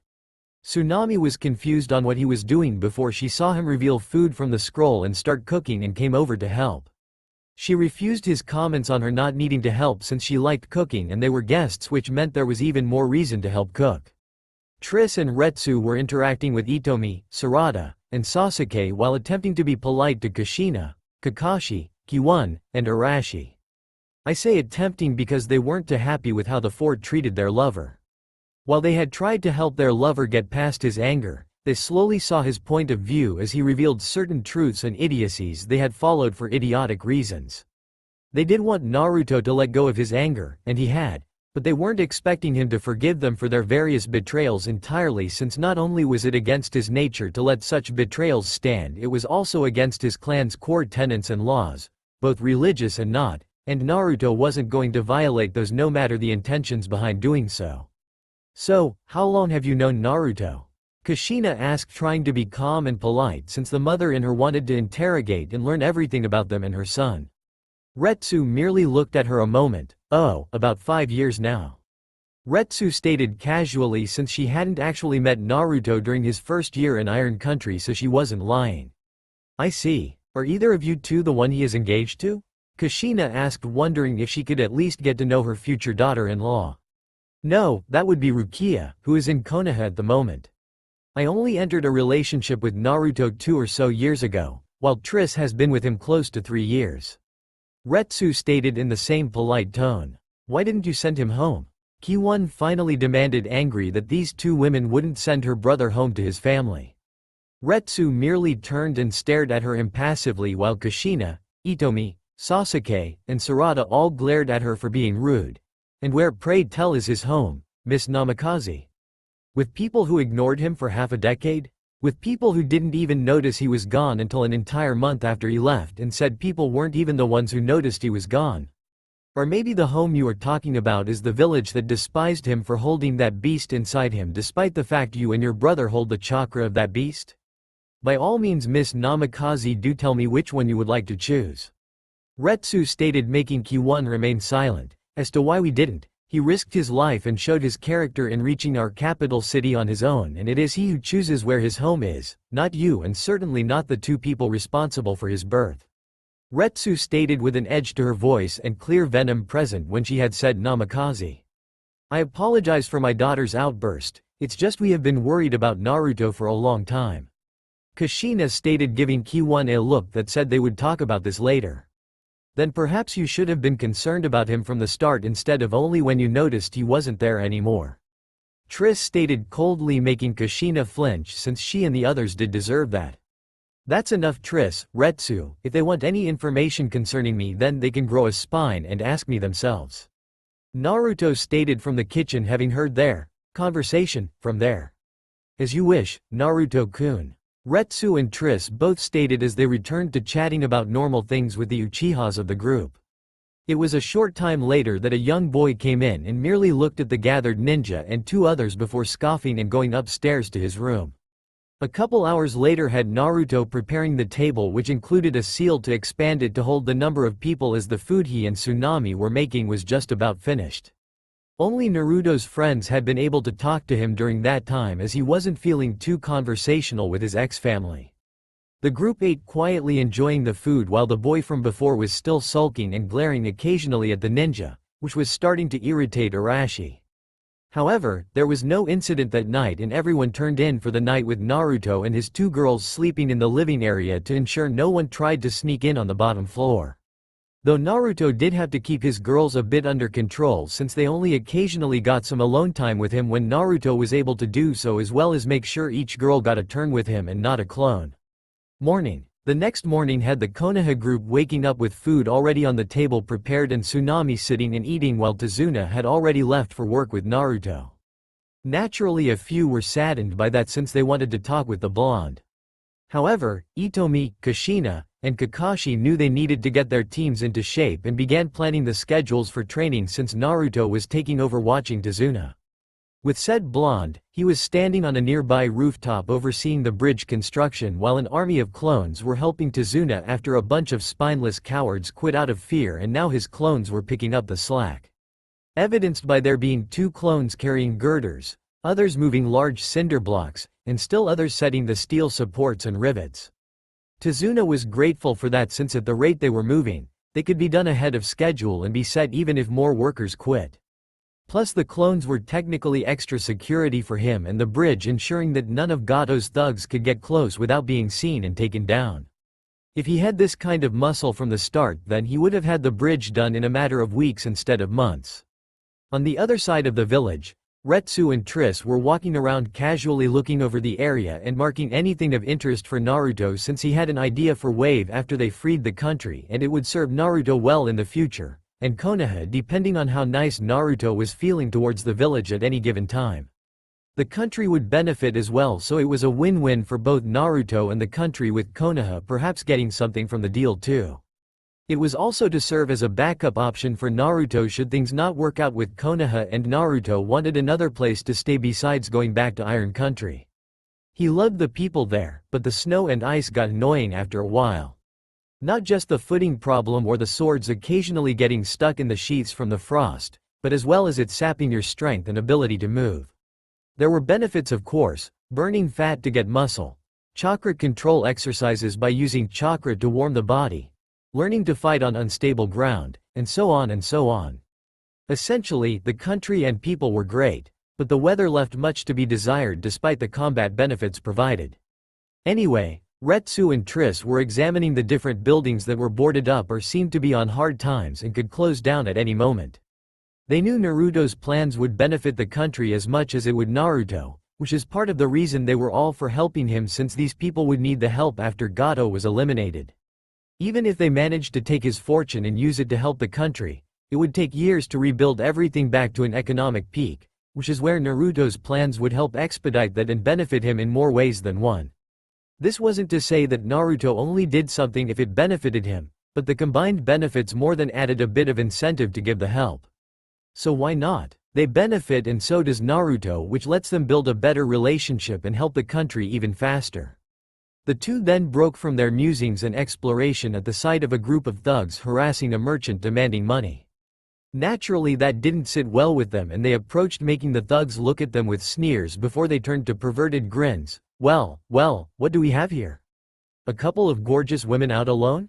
Well, we'll have to take care of them, won't we, boys? Idiot thug number 1 stated, making the other chuckle. Leave that man alone or we will be forced to resort to violence. Retsu stated, making them frown before they saw her sword. Oh, what do you know, boys? The lady thinks she actually knows how to use a sword. Idiot number 2 stated with a laugh, making the others laugh too. Last chance before you die. Triss stated, her fingers flickering with lightning, not that the fools noticed. The group then scowled. Guess we're going to have to teach these bitches some manners, boys. Number 2 stated as they drew their weapons before charging the two. However, in a flash 3 were cut down by Retsu's sword while the others were hit by lightning from Triss' fingers, making them scream in pain as they were electrocuted and burned before dropping to the ground dead. Retsu sheathed her sword as Triss shook her hands slightly before turning to the merchant, who was busy thanking them, and Triss smiled before waving her hands, causing the ground to open and take the bodies of the thugs away.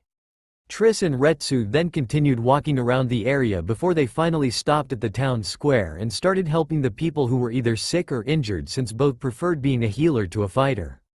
They had originally focused on that and neglected their combat training until Naruto convinced them otherwise. His reasoning being that if they knew how to fight, then they could protect themselves better, as well as protecting possible patients and people who couldn't protect themselves.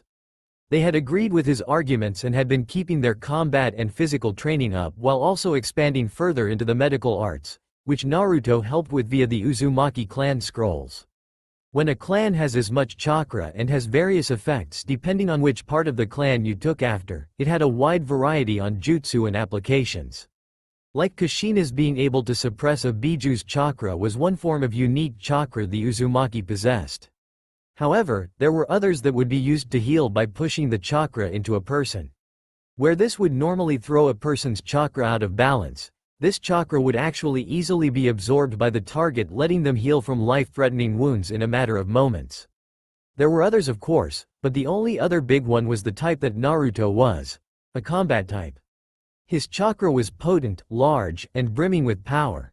This made him a juggernaut of energy and it powered up his jutsu greatly. Where people could maybe put 1/10 of their chakra into a jutsu to get it to activate, Naruto barely needed 1,000th, and it was stronger than the opposing jutsu. Naturally, this only suited Naruto even better, especially as he got his control down to that of a cage. While his chakra chains couldn't suppress a biju, his were sturdier and stronger, meaning he could make a shield or weapon of them easily. So he couldn't suppress a biju, but he could still beat the shit out of it or restrain it with his chains. Anyway, Naruto had shared the knowledge of the medical arts with his girls that were interested in that area and helped them both learn the techniques and adapt them, since his girls didn't have nearly the amount of chakra Naruto did. There were even medical techniques that were used for those that didn't have the healing chakra, but still wanted to be a doctor or medic, which only further enhanced their skills. Now they were using said skills to help the people and build a rapport to both help them and Naruto in the future. Tazuna's house. That night, the group was sitting and eating while the genin looked wiped and a bit roughed up. Naruto merely ignored it, since if they had done serious training they'd look far worse, be passed out, or would have a bigger aura of accomplishment. So what's our training regimen for tomorrow? Sakura asked as she was a bit scraped up from the training and tired from using most of her chakra. We'll be doing taijutsu training tomorrow and then testing your elemental affinity, since it's time you learned at least one jutsu outside of the academy and the couple genjutsu that you know. Sarada and Sasuke will be focusing their control over the couple of jutsu they know, since they still need refining. Itomi stated, making the three nod. What difference does it make? You're all going to die anyway. Inari stated bitterly. Inari. Tsunami chastised, since she couldn't believe he was being so cruel to the people risking their lives to help them. It's true, they have no chance of beating Gato. Inari stated before Arashi finally got pissed enough and slammed his hand on the table before standing and glaring at Inari. "That's it. I'm tired of your mouth, you ungrateful little." "Ow," Arashi stated before he was forced to sit because of Naruto hitting him upside the head with his sheathed sword. "That's enough, Arashi-san." The boy is just venting his pent-up anger and sadness. It's obvious his father figure dying right in front of him made him emotionally wrecked. Naruto stated, sipping the broth from some soup he and Tsunami made before looking at Inari. "Tell me, Inari, if it's so hopeless, why haven't you left Wave Country?" Naruto asked, making Inari open his mouth before he closed it, not having an answer. "It's because you don't want to insult your surrogate father's memory by running away, especially from the place he died fighting to protect. We are now risking our lives to protect your grandfather because he refuses to give up on the dream both he and your surrogate father shared in Wave being free and prosperous. The mission was only to escort him back, not stay afterwards and protect him. We are doing this because we feel we should and want to help Wave, but we can't do that if we have to constantly worry about you getting in the way because you don't think we'll live to see this through." Naruto stated before he stood and patted Inari on his head, "Never be afraid to stand up for yourself." Naruto stated with a small smile before he headed towards the door. "Where are you going?" Sarada asked in confusion while smiling at how Naruto handled Inari. "Just gonna get some fresh air for a bit, maybe practice with my sword. Won't be the first time I slept under the stars." Naruto stated with a smile as he headed out, and Inari merely left and went to his room with a contemplative look on his face. Kushina and Kiwon were tempted to follow him, but decided against it since they didn't want to push too hard after Kiwon's outburst to Retsu the day before. Naruto was a shinobi of Konoha, which meant they had plenty of time to see him. Naruto smiled as he set 3 plates of food on the table and put covers over them with a name for each woman on them, so they got the plate that was for them. He then sat down and pulled out a blank scroll and pen from a seal before he wrote out a message to Minato requesting permission to bring Zabuza, Haku, and their 2 comrades to Konoha to join the village, along with detailing why they'd be assets to the village. He also added in that they didn't need further reinforcements as it was handled right now. Once he finished the message, he stood and went outside before doing a quick summoning. When the puff of smoke cleared, standing in front of Naruto was a pure black crow with piercing amethyst eyes. Naruto smirked as the crow looked around before noticing him and quickly hopped on his shoulder and nuzzled against his face. "Naruto-kun." The crow shouted happily in a clearly feminine voice as she nuzzled him. Naruto merely chuckled and stroked her feathers, earning him a hum of happiness. "Hey, Arella, I missed you too." Naruto stated with a soft smile as he pet the crow's feathers. He then twitched slightly as the now named Arella nipped his ear and glared at him. "I know, I'm sorry I haven't summoned you in a bit, but I had to finish preparing to leave Iron and everything. Don't be mad, you know I'd never purposefully forget about you." He stated as he stroked her feathers a bit more and Arella stopped glaring before nuzzling his face again. "Hey, I need you to deliver this to the Hokage for me," he stated after a few minutes, and Arella just looked at him. "I know it seems a bit mundane to deliver this and bring me a reply, but since you're one of the normal-sized crows that can communicate easily, you can tell me what the Hokage and anyone say in the room without them knowing." Naruto explained, and Arella smiled and nodded. "Sure, no problem, I can do that," she stated happily, always willing to help her personal summoner when it wasn't something humiliating or insulting, like him having her do a very mundane task. This felt like one until he explained the situation, since she and the rest of her clan knew his story and history both from him and Itomi and were more than just a little bit outraged at his so-called family. They had even contacted the Toads to demand answers for their new summoner's treatment, and the Toads were just as furious as they had just finished interrogating and punishing Minato and Jiraiya for doing such a thing. Of course, that also led to the crows chastising the Toads for telling Jiraiya about the prophecy the Toad Elder had apparently had. Mortals were not meant to know or meddle in the affairs of the gods, and Jiraiya had inadvertently done just that since Minato had apparently known about it too, which meant Jiraiya had blabbed when he was supposed to keep it to himself, so there was no telling how many people he may have told. It didn't matter if the ninja way of life was at stake. If the gods say it's gonna be destroyed, then there was not a fucking thing you could do about it. It only heightened their fury when the Toads said that the original prophecy was broken now, which meant Naruto was the child of prophecy, thus his life was further screwed up because of the Toad's idiocy, and there was no telling what the gods wanted from him now. The Toads had no defense as they had clearly overestimated their first summoner on keeping his big mouth shut about such things and shouldn't have told him about it to begin with. They also had to accept the fact that the crows wouldn't allow Naruto to be their summoner and would be looking for the Uzumaki clan summons to share their summoner with, which the Toads understood since they still didn't understand why Kushina hadn't even contacted the summons to sign her clan's contract. They'd see about Naruto's former siblings being their next summoners later on. Anyway, with them now watching over Naruto, the crows explained that every few generations the gods call on someone to perform a service for them, though it's never made clear what that service is until they do it. They also explained that it could be something people see as good or it could be something seen as bad, but regardless it was still that person's choice and no one else's, no matter what anyone else said. The crows then further went to state that so long as Naruto showed his loyalty to them and held true to their beliefs, then he'd always have their support and help. Naturally, Naruto had accepted that and was happy to find the crows' beliefs mingled and moved with his own and those of his clan. One big thing with them was that you never left a threat around to challenge you. If someone posed a threat to you, then you wiped them out. That wasn't to say that you did this needlessly, but you never allowed an enemy a chance to truly strike at you unless it was to trap and eliminate them. They prized cunning, deception, and using your talents to your every advantage to keep the edge over your opponent and never let them gain the edge over you. While not straight-up fighters, they made up for it with trickery, genjutsu, speed, and a few other things that only their clan were capable of doing, which suited Naruto just fine as he was embracing all aspects of combat, both straight-up and stealth, face-to-face and backstabbing, assassination and battle. The crows had helped in every way they could, teaching him various clan arts and styles as well as helping him scout and finding out just which summoning clan was affiliated with the Uzumaki. While Naruto wanted to stay with the crows, he also knew he had an obligation to ally with his clan's long-time summon allies but made a promise not to neglect the crows. The crows accepted and began teaching them much of what they knew while he learned in Iron Country.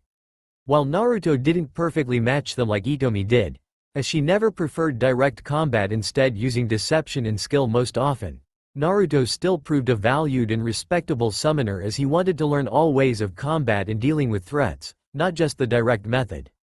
It was 6 months into his training with them that he met Arella when he was summoning different crows to get to know and befriend them. Arella has been excited to be summoned since she apparently was the same age as him, and Itomi usually summoned the older ones due to having known and worked with them for years.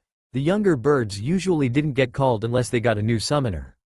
The two had hit it off well as they wanted to be the best with no one being able to touch or surpass them. Plus they both liked pranks and causing mischief to mess with people. It was only a couple months later that Naruto requested she be his personal summons, and the two had only grown closer over the years. Naruto then broke from his musings and handed the scroll to Arella, who took it and nuzzled his face again before taking off flying while Naruto smirked watching her go. However, when he turned to leave, he paused before smiling. "I'll be honest, I didn't expect you two to follow me," Naruto stated, keeping his smile as he turned to look at two arrivals. One was a silver-haired weathered man with some scarring on his face along with some scruff. He had piercing yellow eyes and padded leather armor with two broad swords on his back and a pair of hand crossbows at his side. He also had a silver chain with a wolf's head around his neck. This was Triss and Yennefer's brother Geralt. The other was a tall, dark-skinned man with purplish hair and dreadlocks. He had a black kimono-style robe, white coat, purple sash, black forearm fingerless gloves with white bands, an orange scarf wrapped over his shoulder and torso, and he had a sword at his waist. The interesting thing was that he had a blacked-out visor over his eyes. This was Tosin, one of his instructors from Iron that served under Aizen and taught him to fight blind alongside Edward and a couple others. Geralt smiled. "Yeah, well, with you gone things quieted down a lot and you could use someone extra to watch your back." He then smirked. "Besides, if you intend to marry or court or whatever the term you and Rukia came up with my sisters and daughter, then I'm going to make damn sure you don't slack off," Geralt stated, and Naruto faked looking insulted. "I'd never," Naruto stated before smiling, and Geralt smirked. Naruto then turned to look at Tosin. "And you, Tosin?" Naruto asked curiously, though he had a good idea on why he was here. I admire your determination to have justice for your clan and to expel traitors. I also know about the enemies you will incur because of who you are. You are quite possibly the strongest warrior in the countries, but you will still need help to face the enemies before you. I have decided to be one of those warriors. I shall aid you, Naruto-sama, until the day I die or fail to meet your expectations. Tosen stated before bowing to Naruto. Very well, when we return to Konoha and I get my seat as Uzumaki clan head, I'll induct you into my clan as a branch member to guard my family. Naruto stated and Tosen bowed in respect and acceptance. Good, Geralt, if you so wish you can be inducted as well or wait until your sisters or daughter marry me and will become part of the clan that way. Naruto stated, making Geralt nod, as he'd have to consider when or if he wanted to join a clan since it entailed a lot of things. Come on, I'll show you where we are staying for the moment until this absurdity that is this mission is over. Naruto stated as he led the two back to the house and then explained the situation to them in detail, leaving nothing out about what Naruto planned and intended. The two understood since, while a skilled swordsman, Zabuza hadn't truly dedicated himself to the art and tried to make up for it with his water jutsu and assassination arts. While he showed great potential given what he did to graduate from Kiri's academy, it was more for brutality and strength than finesse. Plus, contrary to popular belief, the 7 swordsmen of the mist weren't that great of swordsmen. They made up for it with the powers and talents of their blades, thus people thought they were dangerous over the blades. While true in the case of Zabuza since his blade just couldn't permanently be destroyed, Kisame Hoshigaki was the only full exception, as his blade was dangerous and powerful, but the man was equal parts to it and could have been a greater swordsman if Samahata was designed to work like a true sword over a sentient scaled war club. The three then talked for a while and greeted the 3 sore yet satisfied women when they came down and ate the food Naruto prepared for them. Naturally, Triss was happy to see her brother, while Naruto introduced Tsunami to the 2 swordsmen while informing her that they were no danger to her or her family. This also brought into the conversation that when the fighting at the bridge started, Naruto wanted them to hit Gato's mansion and kill any guards and thugs he had there before raiding the place. That way, while Naruto and the teams handled the bridge fight, someone could ensure Gato's remaining thugs were handled, since there was no way he'd let Zabuza fight and then pay him. Triss and Unohana would handle keeping the house, Tsunami, and Inari safe, since at worst it would be a couple thugs, which the 2 women could handle easily enough. However, he made it a point to Geralt and Tosen to behave around his former family members, as he didn't need a heated argument or a fight to break out outside of a spar, and even then he wanted them in control and not acting out, since both were protective of their allies. The 2 agreed, of course, as, while tempting to get a shot in at the idiots who deserted Naruto, it wasn't worth it when considering Naruto had his own plans to repay them and shove the mistake they had made into their faces. Say what you will for the discipline, restraint, and patience they had taught him, Naruto held all the vindictiveness, vengeance, and cruelness his clan was known for. If someone betrayed or crossed them, all they did was make him less impulsive in his payback. No, now he could wait patiently for years at a time, planning, outlining, preparing, and training for his revenge, and would account for every maneuver, rebuttal, attempt to stop, and anything else someone could do in response to what he would do. They'd taken the heir to the clan with a legendary thirst for vengeance surpassed by none in the history of the world, and made him a disciplined, armed, trained, outfitted, patient, tactical juggernaut of a man that could fight anyone he pleased with little difficulty, unless they were a high caliber of warrior or ninja. Thus far, Lord Mifune, Zaraki Kenpachi, Aizen, Kenshin Himura, and Anakin Skywalker were the only ones capable of facing him for extended periods of time and not lose. To sum it all up, don't fuck with Naruto unless you wanted to lose, and lose badly. A lot of people would learn that soon, and those that wouldn't would suffer the consequences. Next day, Naruto was outside the house with Sasuke and helping him with a chakra exercise, as it involved coating a weapon in chakra to a fine sharpened edge. It was Chunin level because it was hard to fully and evenly coat the weapon, and the difficulty went up the longer the weapon was or if you used elemental chakra. Naruto was doing normal chakra right now mainly because it was a foundation exercise for coating weapons in elemental chakra, but had the added benefit of helping in controlling chakra better, as well as teaching you how to flow it and control the flow. Controlling it helped when you used jutsu that involved coating your hand, body, or whatever in the jutsu, or just your chakra. However, experimenting with your body could be hazardous since you could overload your chakra points, damage cells, or unintentionally use elemental chakra, which would harm you even worse than normal chakras since you'd be putting lightning, fire, etc. through your body, and losing control or not having enough control could destroy nerves, set you on fire, sweat blood, or a host of other things that no one wanted to experience. Off to the side, Hana was helping Sakura with some medical jutsu as the girl had asked her what she specialized in besides a sword, and Hana had revealed she was skilled in medical jutsu and other healing techniques, which was something Sakura had an interest in, so Hana took her under her wing to start learning. Hana was wondering if she'd prove skilled in the art or if she was just a genjutsu mistress. Naruto believed she may, since Itomi seemed to believe she was capable of achieving great things, or she wouldn't have taken her as a student. Her control was good, but that was partly because her reserves were so small, but if she could maintain that control then she'd be a perfect genjutsu mistress and medic nin. Maybe even a badass bitch like Anko was supposed to be. Regardless, it would be hinging on how well Sakura took to medical jutsu and if Hana and Triss thought she could handle it all. Her skills could be expanded on later if needed. He was just glad she wasn't some obsessed fangirl that would sooner diet herself to death than take training seriously. Itomi had to tell him she was nearly that way before Sakura's mother, a former high chunin low jonin level kunoichi, beat some sense into her, literally. Once she had Sakura's attention, she then sat her down and talked to her about different things concerning being a kunoichi and the fact that she shouldn't focus on a boy so much that she fails in her training.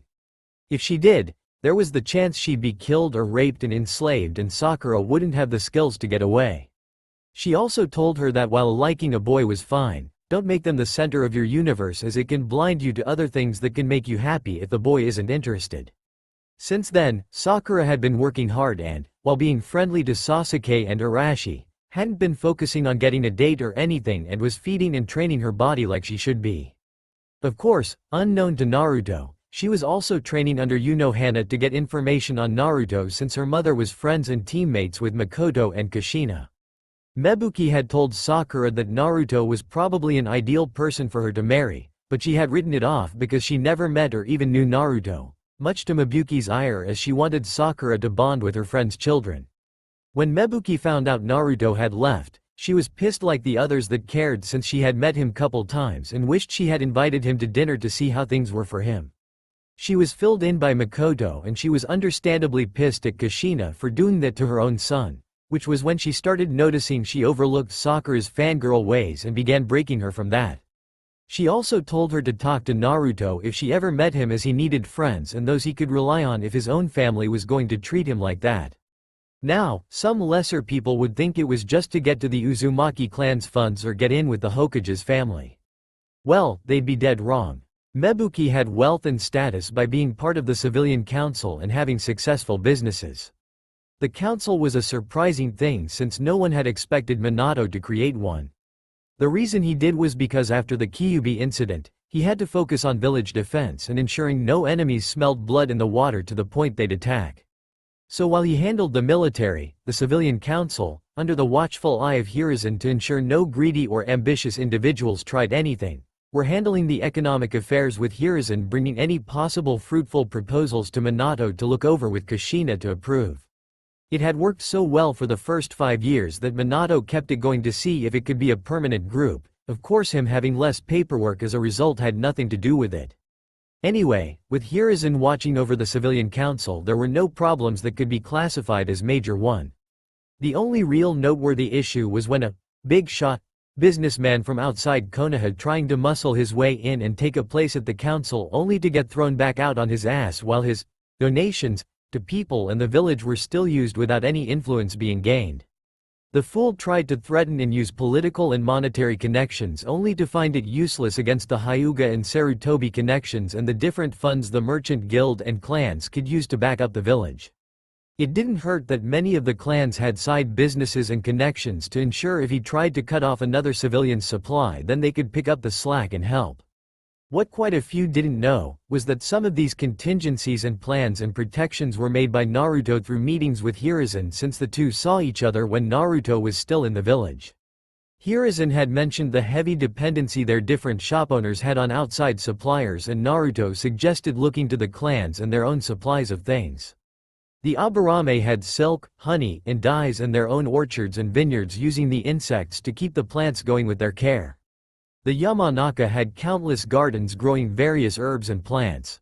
The Akamichi had spices, alcohol, barley, wheat, and the necessities to make really any kind of food you could want. The Nara had a plethora of meat, bones, antlers, and pelts from them, using the carcass of any of their deer that died, as well as a library of medical knowledge from working with the Akamichi and Yamanaka. The Inuzuka had fertilizer, pelts, lures, scents, and remedies for both animal and human. The Uchiha had the largest vegetable farm by far due to their bloodline of loving tomatoes as much as an Uzumaki loved ramen. The Sarutobi kept a pristine orchard and vegetable farm, as their clan were more veggie and fruit eaters than carnivores. The Hyuga clan had a large vineyard, rice farm, various connections to just about everything, and money to back it up. Naruto had pointed out that Hiruzen and his son Asuma himself bought their tobacco straight from the Yamanaka, and it was better quality than most suppliers. While the village wasn't entirely self-sufficient, they could cut costs by having the clans work with the village and retailers to help cut out outside influence besides the fire daimyo's own. Hiruzen had taken the ideas and ran with them, having personal talks with each clan head and working out fair deals for everyone, with the Hyuga also taking roles as investors to get businesses the money to expand or build up.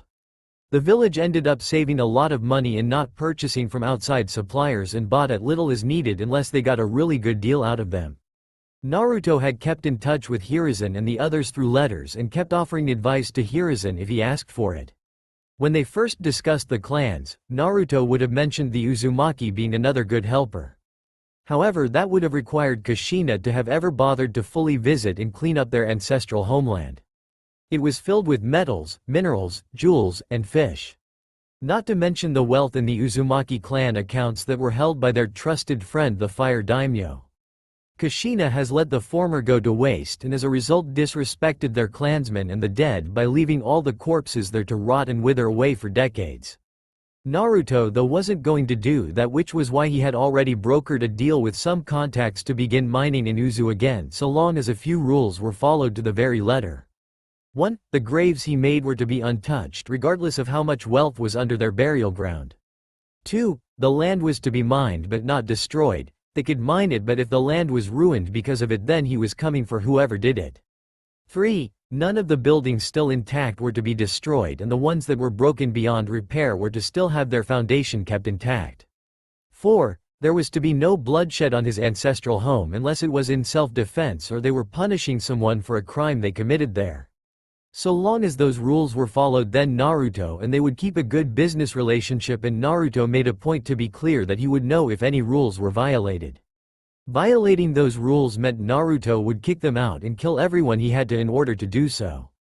Luckily, some friends and allies were watching over the mining operations, so they'd keep things from getting too out of hand and ensure his rules were followed.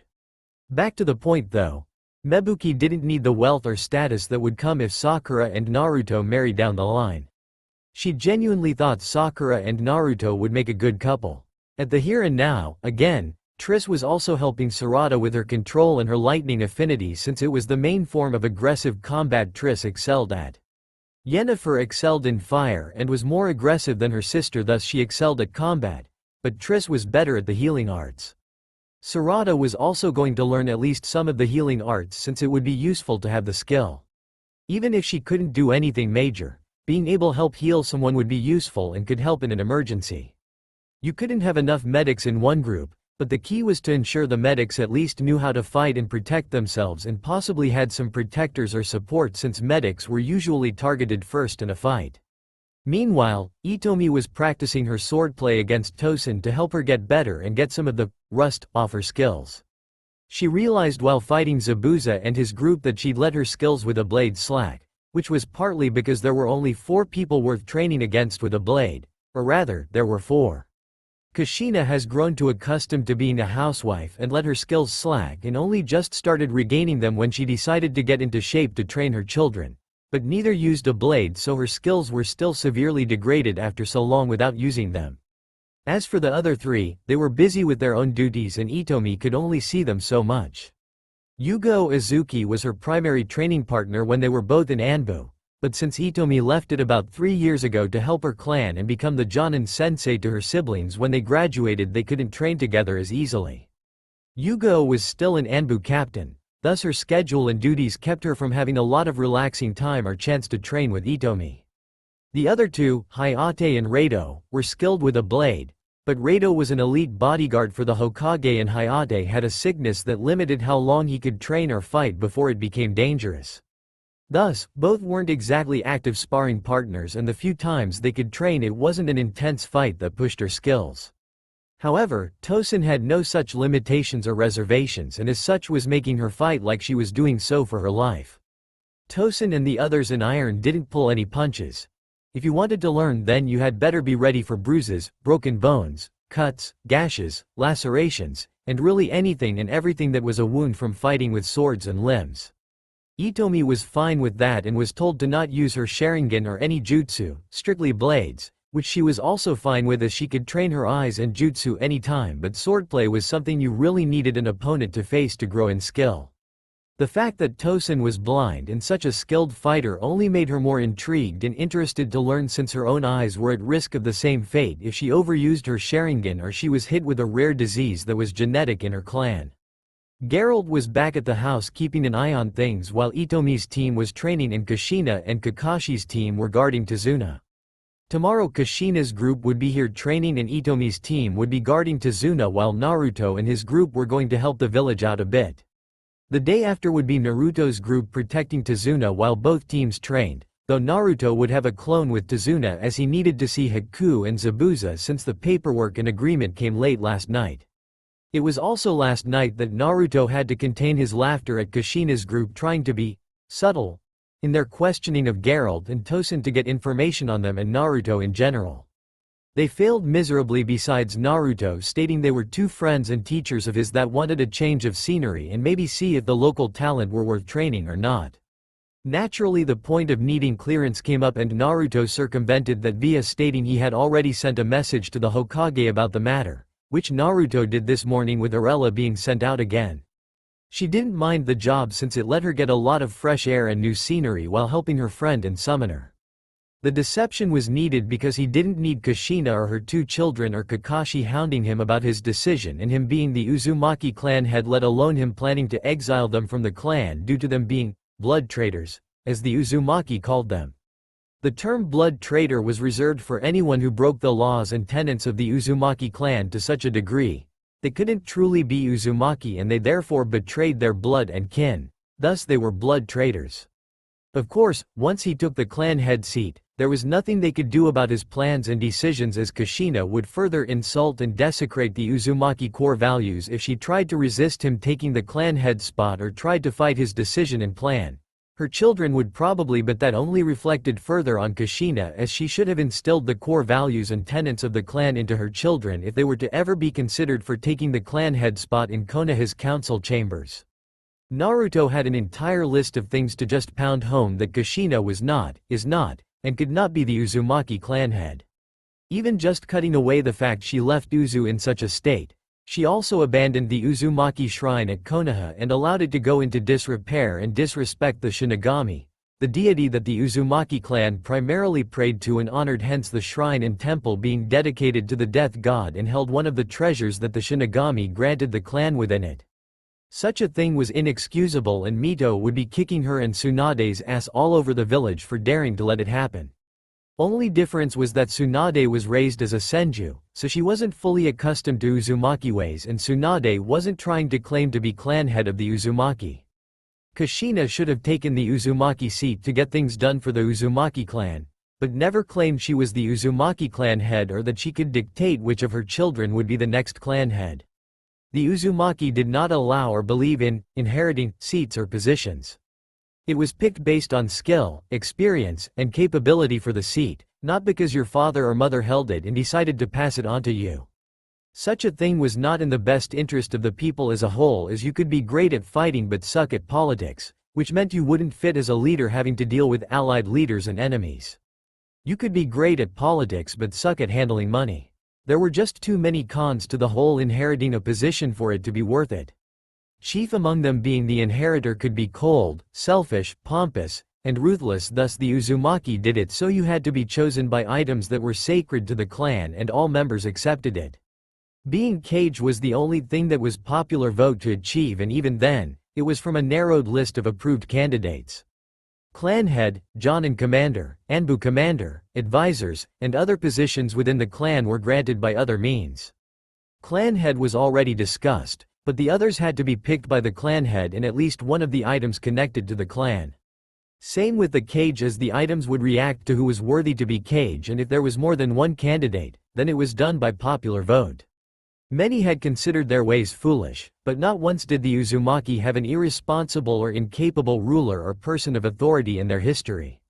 When countries or villages degraded because of their terrible rulers, Whirlpool and the Uzumaki only thrived and grew stronger. Of course, it was that strength that made them a threat, and justifiably so, since one clan wiped out multiple minor villages and severely weakened the major ones that attacked them during the Second War. Part of their strength came from taking in refugees from all the different countries, getting people of all kind of trades and even some with bloodlines, and quite a few were brought into the clan as branch members or even main members if they married in. The branch house of the clan were the protectors of Uzu and the main house, while the main house were the ones who took authority and missions outside the county.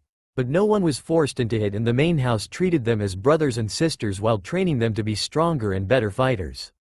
The branch house was almost as feared as the main house given the diverse and brutal methods employed to protect the country.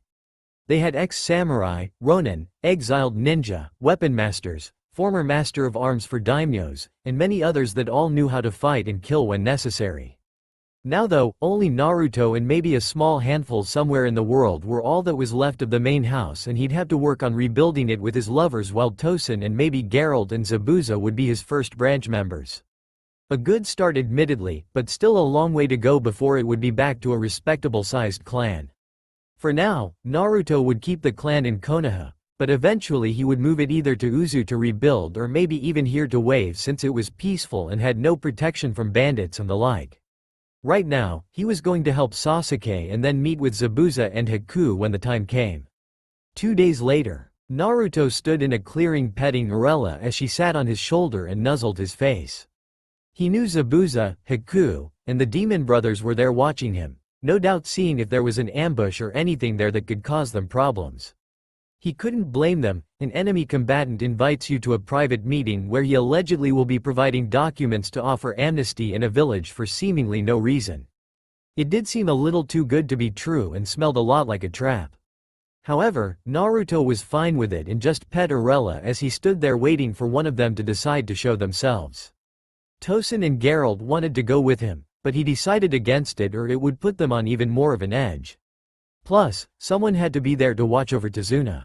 Arella brought the reply back to him, and sure enough it was positive, and Arella had no mentions about any discussions she overheard other than Minato saying he'd update Anbu and Jonin patrols to ensure they kept an eye out for anyone from Kiri concerning Zabuza's group. Tosen and Geralt were accepted easily enough, but it was mainly because Minato knew having another 2 sword experts in the village would help it, and maybe he could get some extra info on his son while at it. "You can come out whenever you want, guys," Naruto stated as he looked towards the trees they were hiding and causing them to come down.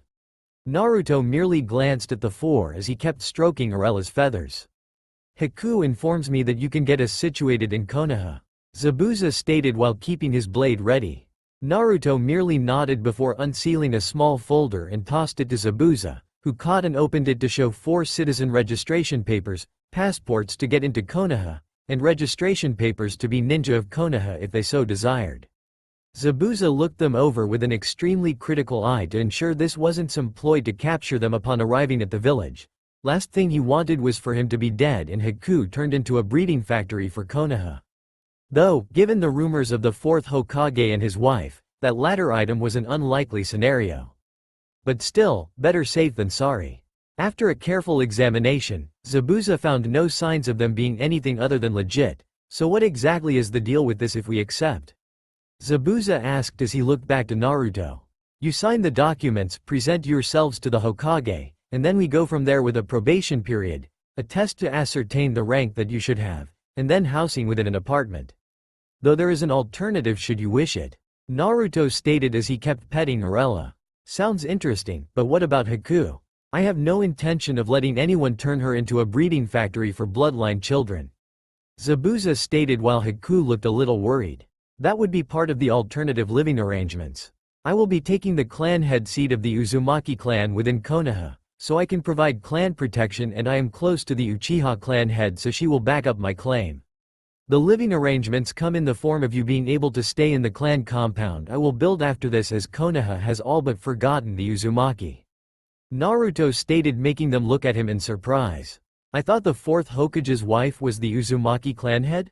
Maizu asked in confusion, and Naruto nodded. That is a common misconception on account of the fact she and others of the Konoha ruling body decided she was clan head. However, she didn't earn the title as she was supposed to according to Uzumaki clan law. Thus she will be removed from that position the minute I can get a council meeting to take place, which will be near immediately due to the situation I'm part of. Naruto stated, confusing them a bit. Situation? Haku asked curiously, and Naruto sighed a bit. Kushina Uzumaki and Minato Namikaze are my birth parents. Naruto stated, though it was with some disdain for the two people he named. Naturally, that declaration shocked the four. So you're the boy that rumors said fled Konoha. Gozu stated, since there were rumors of one of the fourth's children having left Konoha, but nothing was confirmed. Yeah, they weren't the best of parents towards me and instead favored my siblings. So with the help of a dear friend of mine, I went to Iron Country and trained under the various masters and experts there, which began my reputation. Naruto stated with a sigh, then I went to Uzu and proved my worth the clan way to become clan head and took the treasures of my clan with me after burying the dead. Now, I'm starting my ninja career in Konoha because it's honestly the best option for me given how some of the other villages would react to me or the issues that two of them have that I don't wish to accommodate. Naruto explained, making them frown, wondering what the hell parents could do that a kid would decide to risk his life to get away and get stronger. And what exactly would his coming under your protection entail? Zabuza asked, wanting to fully know what he was possibly getting into before he agreed to anything. So long as my clan exists, you'd be protected by it so long as you don't break the law. To go into further detail, I actually want you, Zabuza, to join my clan as a branch house member. Naruto stated, making them look at him in surprise again. What the hell does that entail? Maizu asked, since he couldn't fault the young man for wanting Zabuza in a clan given his talents. But how do you just take someone into a clan like that? The Uzumaki always had a policy of taking in people who needed a home and a family. Those that showed talent as warriors were asked to join the branch house if no one in the main house had an interest in them. Essentially, the main house was all the blooded Uzumaki while the branch house was all the adopted Uzumaki. The branch house were the guardians of Uzu and were essentially the primary police and protectors from invasion and visitors, while the main house ran the village and took most of the missions outside of the country. The branch house was happy to do it as the Uzumaki had taken them in when they were on the run and had no purpose, so they were glad to defend their home and get to have a family. Naruto stated, making them nod while impressed, since such a thing as adopting others into a clan was unheard of outside of the rare clan head taking in an orphan or two. Also, don't get me wrong, I'd have no problem if Maizu, Gozu, and Haku were to join the branch house too. I was just more interested in having one of the Swordsmen of the Mist as my now third branch member. Naruto stated, wanting to be clear he wasn't insulting Gozu, Maizu, or Haku with his offer specifically to Zabuza. The quartet nodded while Zabuza frowned. You put me in quite the predicament, I am still under contract with Gato. Zabuza stated, and Naruto merely raised an eyebrow. You don't honestly think I believe that you'd trust him to uphold his deal, do you? He only pays what he absolutely has to pay. He can just hire a small army of bandits, a small squad of missing nin, or both for less than half what he's paying you to kill you and anyone else after the fight at the bridge in a few days. He'd assume we are weakened from fighting and can wipe us all out easily, though I'm sure he'd order his men to not kill the women as he can use them for other purposes. Naruto stated with a frown at the end, since he knew what a full-blooded Uzumaki, an ice user, and two prime and ready-to-breed Sharingan users could fetch for the tub of lard if he sold them to a few different places. Kushina would just have it worse since, while Kiwon was valuable as Minato's daughter, Kushina was a 100% Uzumaki woman in her prime and ready for breeding, and Iwa would no doubt pay a lot for the chance to breed the fourth Hokage's wife and daughter. Zabuza frowned since Naruto had a point in what the midget would likely do to save money. The fool thought money was the most valuable thing in the world and was the only real way to show and hold power. If that were true, daimyos wouldn't need armies to defend their land since they had such vast treasuries of money. Alright, you got a point there, but I still don't know about this. Zabuza stated, and Naruto smirked. You mean essentially swearing a loyalty to a person around half your age? Naruto stated, still smirking, while Zabuza snorted and nodded. Well, the clan they were allies with for over 200 years was destroyed down to a small few, and the last known adult didn't even bother to try and summon them and tell them what happened. They had to hear from you and the Toads before I managed to find the contract. Right now they are mourning their friends and surrogate family, as well as nursing the sting of the betrayal they feel Kushina has committed towards them, as they were bonded to the Uzumaki clan more than the Inuzuka are to their ninja hounds. I can understand that they'd want some time to mourn and vent before discussing having a chief summoner again. Naruto stated, knowing the Uzumaki clan summons were deeply hurt and wounded to know that so many of their friends had been killed and they were never notified about it. Contrary to popular belief, names weren't removed from a contract when the holder of the name died. Their connection to the contract was just cut, which was due to no one wanting dead members to be used to summon if they were brought back by a jutsu. Edo Tensei was one example. Naruto broke from his thoughts as Arella spoke again. That makes sense. It'd be like if you and Itomi were killed and someone decided to wait decades to tell us. We wouldn't want to focus on getting a summoner until we finished grieving, as we wouldn't be able to put all of our heart into being allies till we were done accepting the loss. Arella stated, making Naruto nod before he stroked her feathers again. Don't worry, I'm not going to forget you or the others. I swore on my blood and clan. The others will understand when I explain it to them. Naruto stated, making Arella smile and nod before she nuzzled his face again. Naruto smiled before he started walking to the bridge to replace his clone and discuss some things with his surrogate family. Maybe even add a few hundred clones to expedite the construction of the bridge. End of the week. Naruto sighed as he awoke, finding a naked and smiling Tsunami sleeping on his chest after the night of fun they had, since Tsunami wanted to keep having some fun and relief and forget the troubles of Wave for now. She also did it as a way to show her gratitude for what he was doing around Wave, despite his attempts to dissuade such a thing.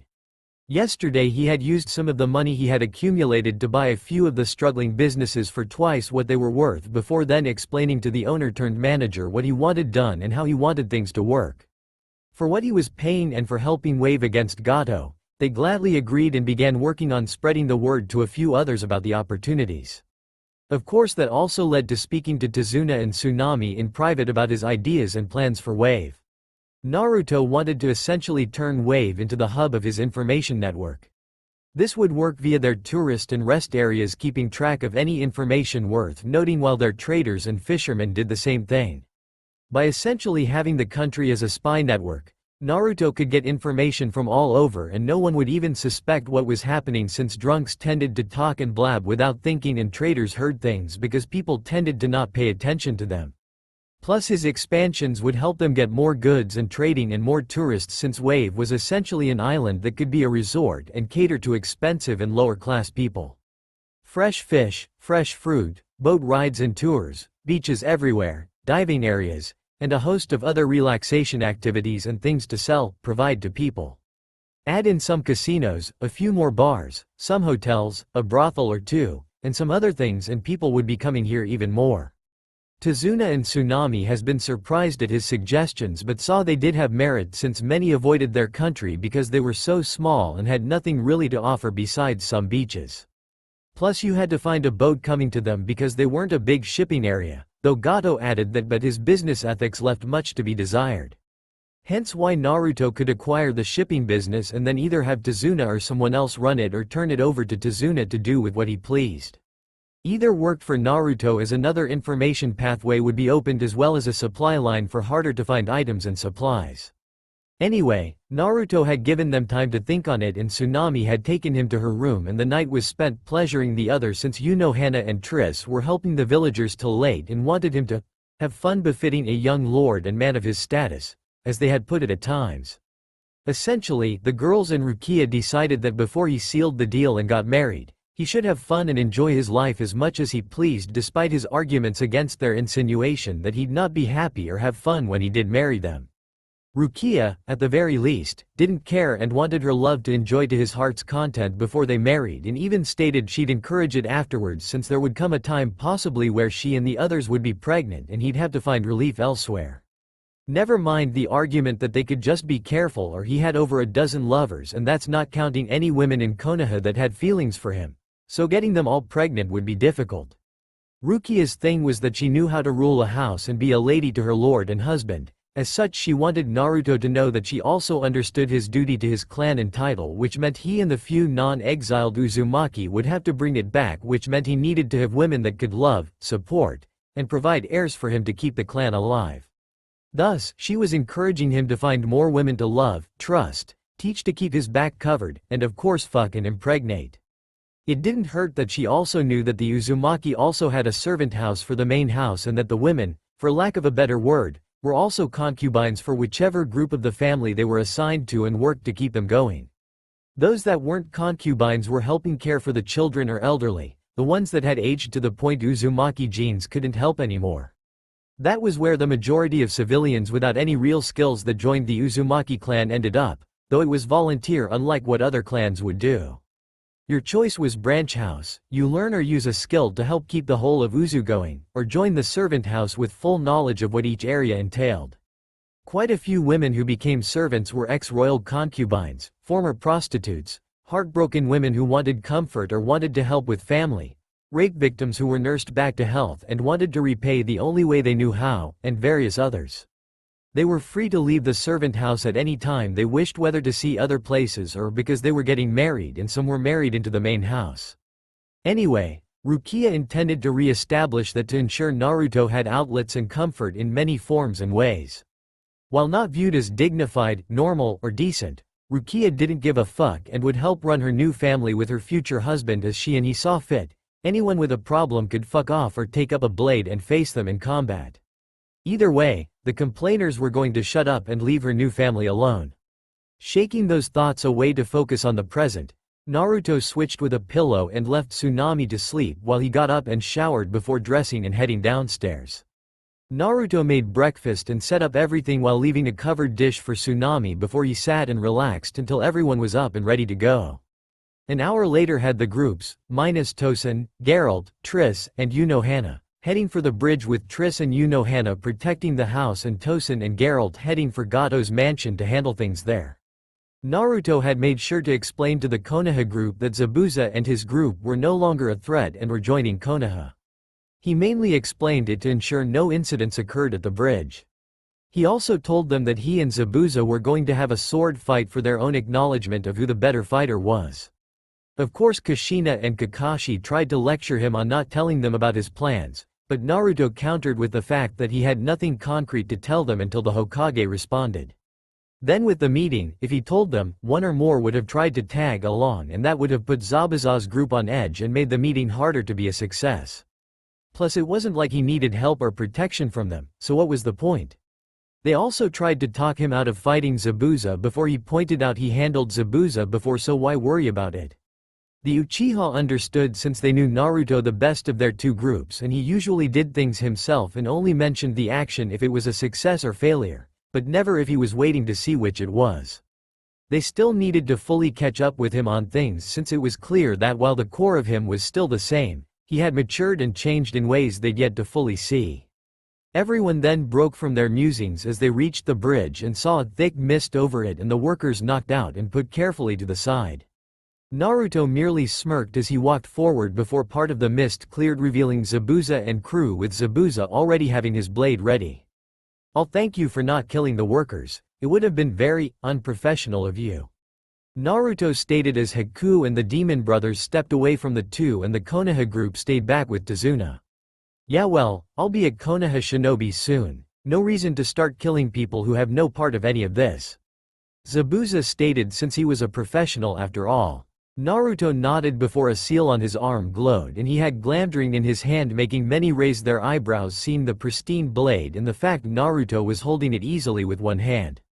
Naruto then gripped it tight and then held it over his head pointing towards Zabuza, who raised his blade to near his head with it pointing towards the sky. The two swordsmen just stared at the other before launching forward and clashed blades, resulting in a loud clang that made many twitch or cover their ears from the sound. The two then rebounded and swung again, locking blades together and then clashing again and again, with many being surprised that Naruto was holding his own against Zabuza and was easily matching him in strength. Unknown to the observers, Naruto was the aggressor despite the appearance, as he was adding more force and pressure each swing, and Zabuza was adapting to keep up and finding that his impressive physical strength was being hard-pressed to push back Naruto's blows. Of course, with the brutal, near-cruel training Naruto put himself under, it wasn't that surprising to anyone who knew how he trained and fought. Oh sure, he could beat Zabuza right now without having any real trouble, but what fun would that be? He wanted to see fully what Zabuza could do and push him to become better. He was rumored to be an S-rank ninja at one point and then was reduced to a rank for some reason. He wanted to bring out the S-ranked ninja and see just what the Demon of the Mist could really do. Which is why instead of matching him, Naruto began being more aggressive, pushing Zabuza back, making him grit his teeth. "Come on, show me what the demon can do with a blade," Naruto stated with a grin as he continued to attack Zabuza. Zabuza grit his teeth as he met Naruto swinging with more intensity and muscle behind it. He could honestly say this was more fun than anything else, as they didn't want to stop fighting. The rush of a worthy opponent, the feel of a battle you didn't know if you'd walk away from, the feeling of uncertainty of if you would win, and the fight being equal, for the most part, in terms of strength, only made him grin more at fighting a man that could keep pace with him so easily. When was the last time he felt like this? When was the last time he had fun in a fight that didn't involve spilling a lot of blood? When was the last time he had a straight-up fight with swords that made his blood rage for more? Too long was the answer. Zabuza broke from his musings as he had to duck a parried cross swing that would have taken his head if he hadn't. He was unprepared for the boot that came up under his chin, sending his head snapping back and made him stumble back as he tried to shake the cobwebs away. Looking up, with his bandages having some blood on them now, he saw Naruto standing there with his blade resting on the shoulder with a smirk. Zabuza grinned beneath his bandages before he launched at Naruto again, letting them clash again and again. The others could only watch enthralled at the dance of death that seemed to be before them. While not elegant in a sense given the blades and the brutality in which both were fighting, it was still something to be seen. To Itomi and Kushina, it was obvious Naruto was holding back against Zabuza, most likely to keep the fight against Zabuza going for his own fun. It was clear to everyone that Naruto was sufficiently trained given the way he moved and used the sword against Zabuza. However, Kushina couldn't stop the nagging feeling that she knew that blade and the blade he used before, she just didn't know why. She hadn't seen them before, she knew that for a fact, but she couldn't shake the feeling that she should know the blades even if she hadn't ever seen them before.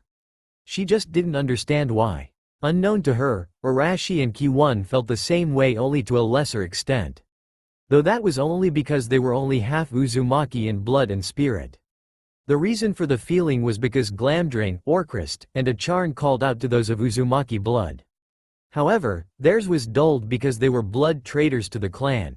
Granted, the two half-breeds could be slightly excused because they weren't fully taught the Uzumaki ways in full, but they still should have felt their blood shouting at them not to abandon family no matter what. The call wouldn't be as strong as it was for Naruto unless they somehow became worthy to become clan head, but that was unlikely given the rules and laws set with the Uzumaki.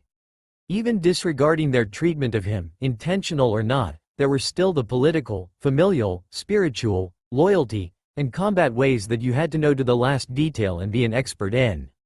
Naruto had been given a slight pass when he became clan head, as he was the only Uzumaki to return and handle the dead of both clansmen and invaders, as well as refusing to commit sacrilege in the main temple by desecrating the statue that protected the rosary and staff, and refusing to call himself clan head unless he truly was. The items had filled his mind with the basics, but Naruto had read through every scroll, book, text, and procedure for the Uzumaki clan rites, trainings, practices, and worship, and memorized them all along with the rules, laws, and edicts connected them.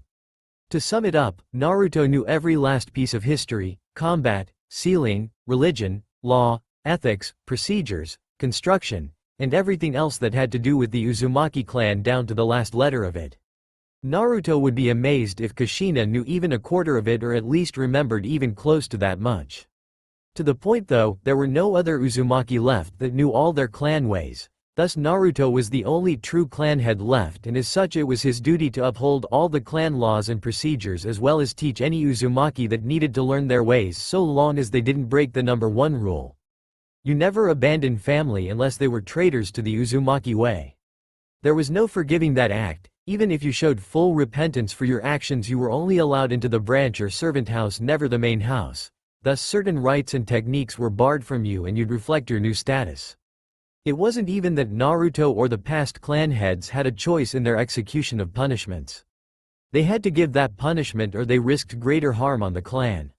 The reason was because the Uzumaki bloodline, meaning their family line, not any bloodline limits in the clan, as a whole was part of a pact made with the Shinigami, hence him being their major deity that they prayed to.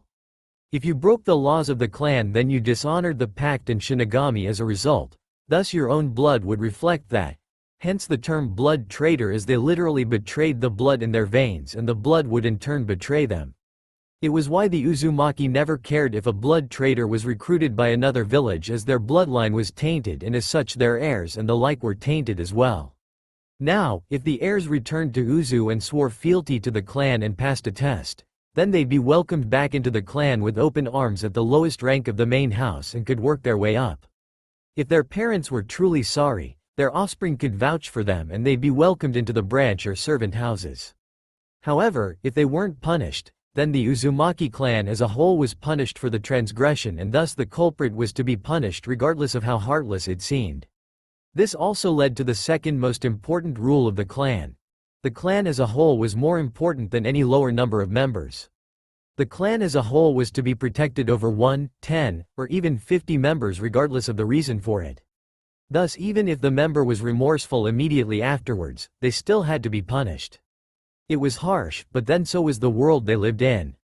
So, even if Kushina and her children were truly and utterly remorseful in their actions and Naruto would forgive them completely, he still had to exile them from the clan as that was what the law required. The Shinigami has helped build the laws when the pact was made and the pact was the basis for the laws. Naruto wasn't going to let his clan suffer because 3 people decided they were going to try and plead for forgiveness for what they did. The only reason Naruto and probably the other still living members of the clan weren't feeling the effects of their betrayal was because the Shinigami knew what Naruto had planned and decided to hold off on letting the pact's negative effect kick in. This was due to Naruto having to follow procedures to publicly announce their exile. In his heart and blood, they were exiled, which was good enough for Shinigami right now so long as he did do the public declaration when he was able. The public part was so they knew their crimes and the punishment for said crimes. Now, if they had unknowingly hurt the clan, that was another matter entirely, as it occurred with no intention to break the rules or betray the clan.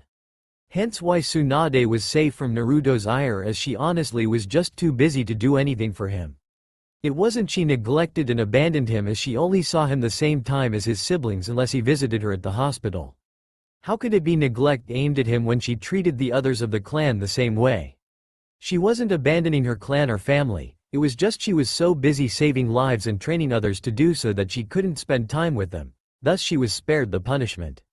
The others? Not so much. Back to the fight, Zabuza was against the railing of the bridge due to leaping back from a cleaving strike done by Naruto.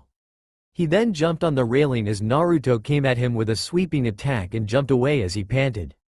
Naruto hadn't let up in his attack even once and was always ready for when Zabuza tried to turn the fight in his favor. It seemed unreal that someone less than half his age could match him so well with a blade.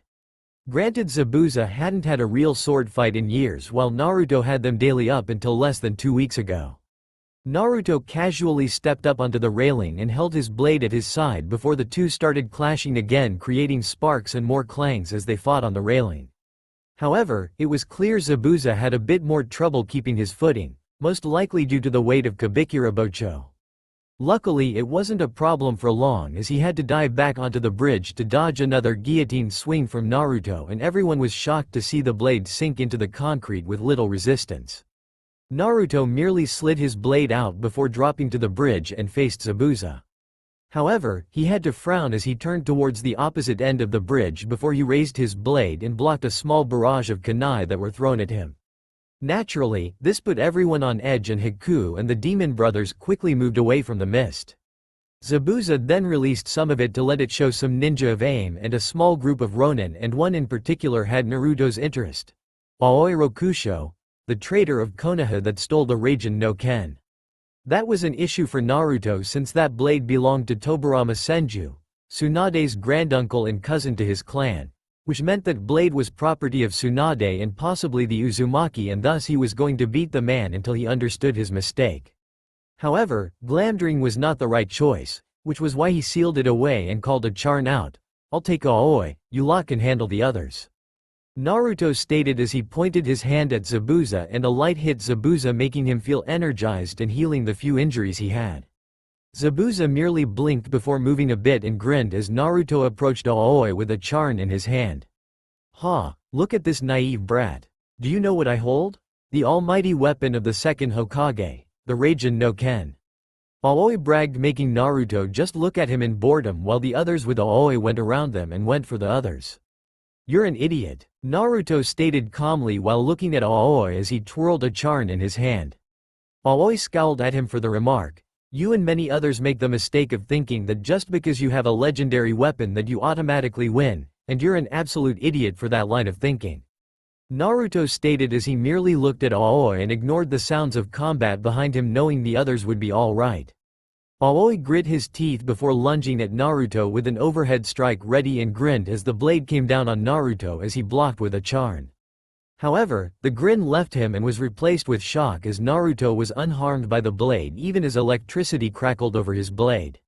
"I am impossible. This is the Raijin no Ken. No blade can match it," Aoi shouted in denial as a few looked over and were surprised too. Of course, the Uchiha and Zabuza's group used the enemies being distracted to kill them quickly and help finish off the others. "As I said, you're nothing but a fool," Naruto stated before he punched Aoi in the gut, making the man lurch forward and puke up blood and his stomach contents as Naruto sidestepped to ensure he wasn't wearing the bile and blood. Naruto didn't act on Aoi's condition. He just stood there waiting before Aoi finally got up, though it was shaky at best and he would fall over with a good enough push. "Why, you're going to pay for that," Aoi stated as Naruto just looked at him in boredom before he blocked another sloppy slash from the blade and then another and another. It was very clear that Aoi only swung it around and thought he'd win. No discipline, no practice, no form, no tactical use, just swinging around and hoping to hit the target. Naruto then blocked a slash and pushed the lightning blade to the side before backhanding Aoi across the face, sending him to the ground again as Naruto just stood there. "See, you idiots always think that a big fancy blade will make you invincible. Same with those that think some flashy jutsu or bloodline will keep them alive. Let me tell you, it counts for shit when you've got an opponent with better skill, technique, and power than you," Naruto stated, standing there while a charn was still in his hand. Aoi tried to get up only to fall again, and his nose and mouth were bleeding as he got up. He glared at Naruto and swung again, only for Naruto to take his wrist and in a flash a charn cut through his forearm, with the wound being cauterized right after. Aoi fell to his knees screaming in pain, clutching his new stump of an arm, while Naruto took the blade from the hand and tossed the hand into the water below. Naruto then twirled both blades in his hands before stabbing diagonally down through Aoi's shoulders and twisted the blades before tearing them out and decapitating him. Naruto stood there a moment before kicking the body off the bridge into the water below and deactivated the Raijin no Ken before pocketing it and then sealing Aoi's head. Naruto then resealed a charn and flexed his hands before he started to walk back to the others, but had to pause as he caught a crossbow bolt fired at him.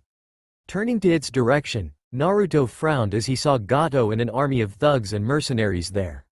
However, the frown was because one goon next to Gato was holding Inari's head in the air and Gato was sporting a bandage on his face.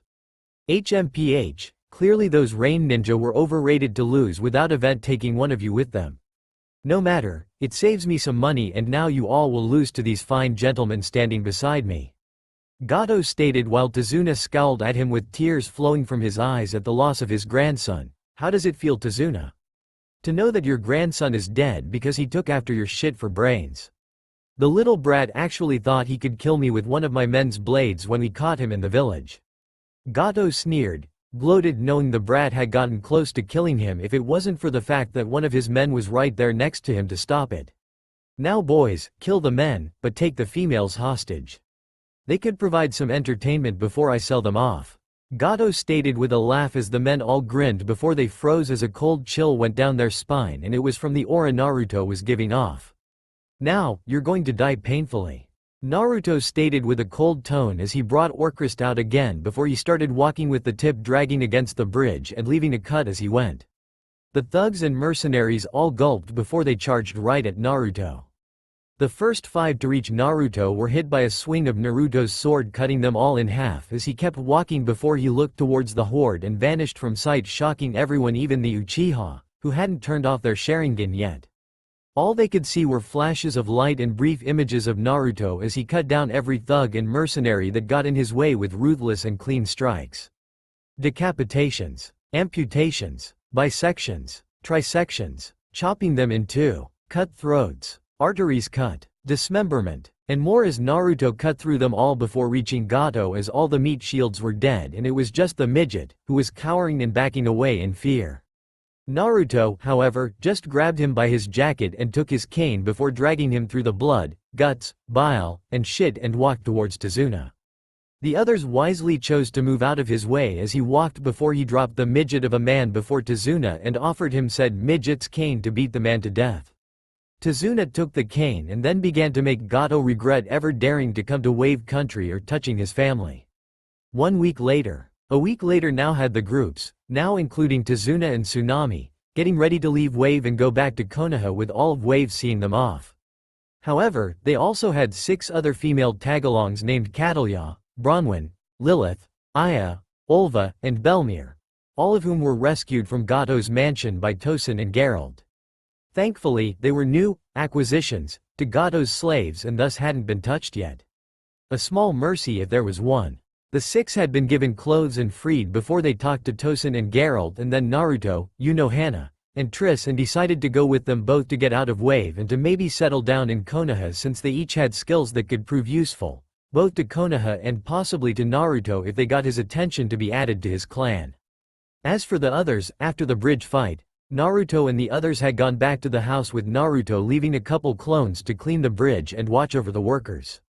Naruto had relieved Tazuna of the responsibility of telling Tsunami, who broke down in tears as he held her with Hana, and Triss comforted her too. Apparently, Inari had gone to see a friend in town that morning without telling anyone and was captured on the way home as he had been to his friend's house and left. Anyway, Tsunami was offered a place in the clan back in Konoha if she wished it along with Tazuna, done in private of course, and Naruto had spent every night laying in bed with Tsunami holding her. It was the 5th day when Tsunami stated she wanted to go with him and they made love on her bed for hours as Tsunami wanted to just feel nothing but and wanted something, anything, to take her mind off of her son's death.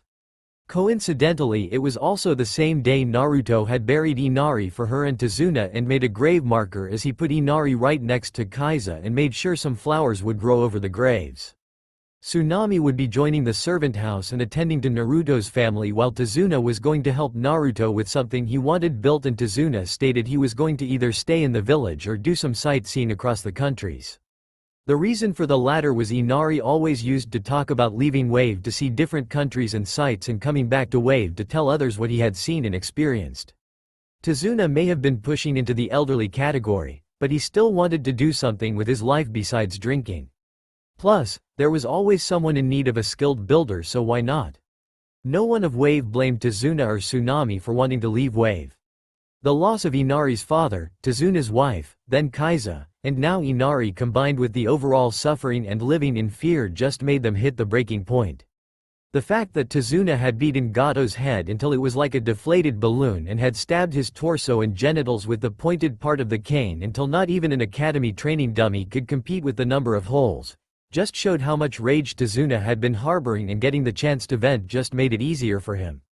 They were wished the best of luck and that they'd have people watching over and taking care of their home should they ever want to come back to Wave. Tazuna had helped convince many others to go along with Naruto's plans for the country, and with the funds that Geralt and Tosen returned to them all, they'd be able to help him fund his projects and plans. The fact that he delivered Gato into the very vengeful hands of Tazuna only further spurred them to help him, especially if he could use the information to stop other pigs like Gato from ruining other homes and families. Plus, with all the help he and his group had done for the people, it only made it easier to decide to help him. Naruto had informed them that an associate of his would be coming to Wave to handle the business of managing and passing along the information to him.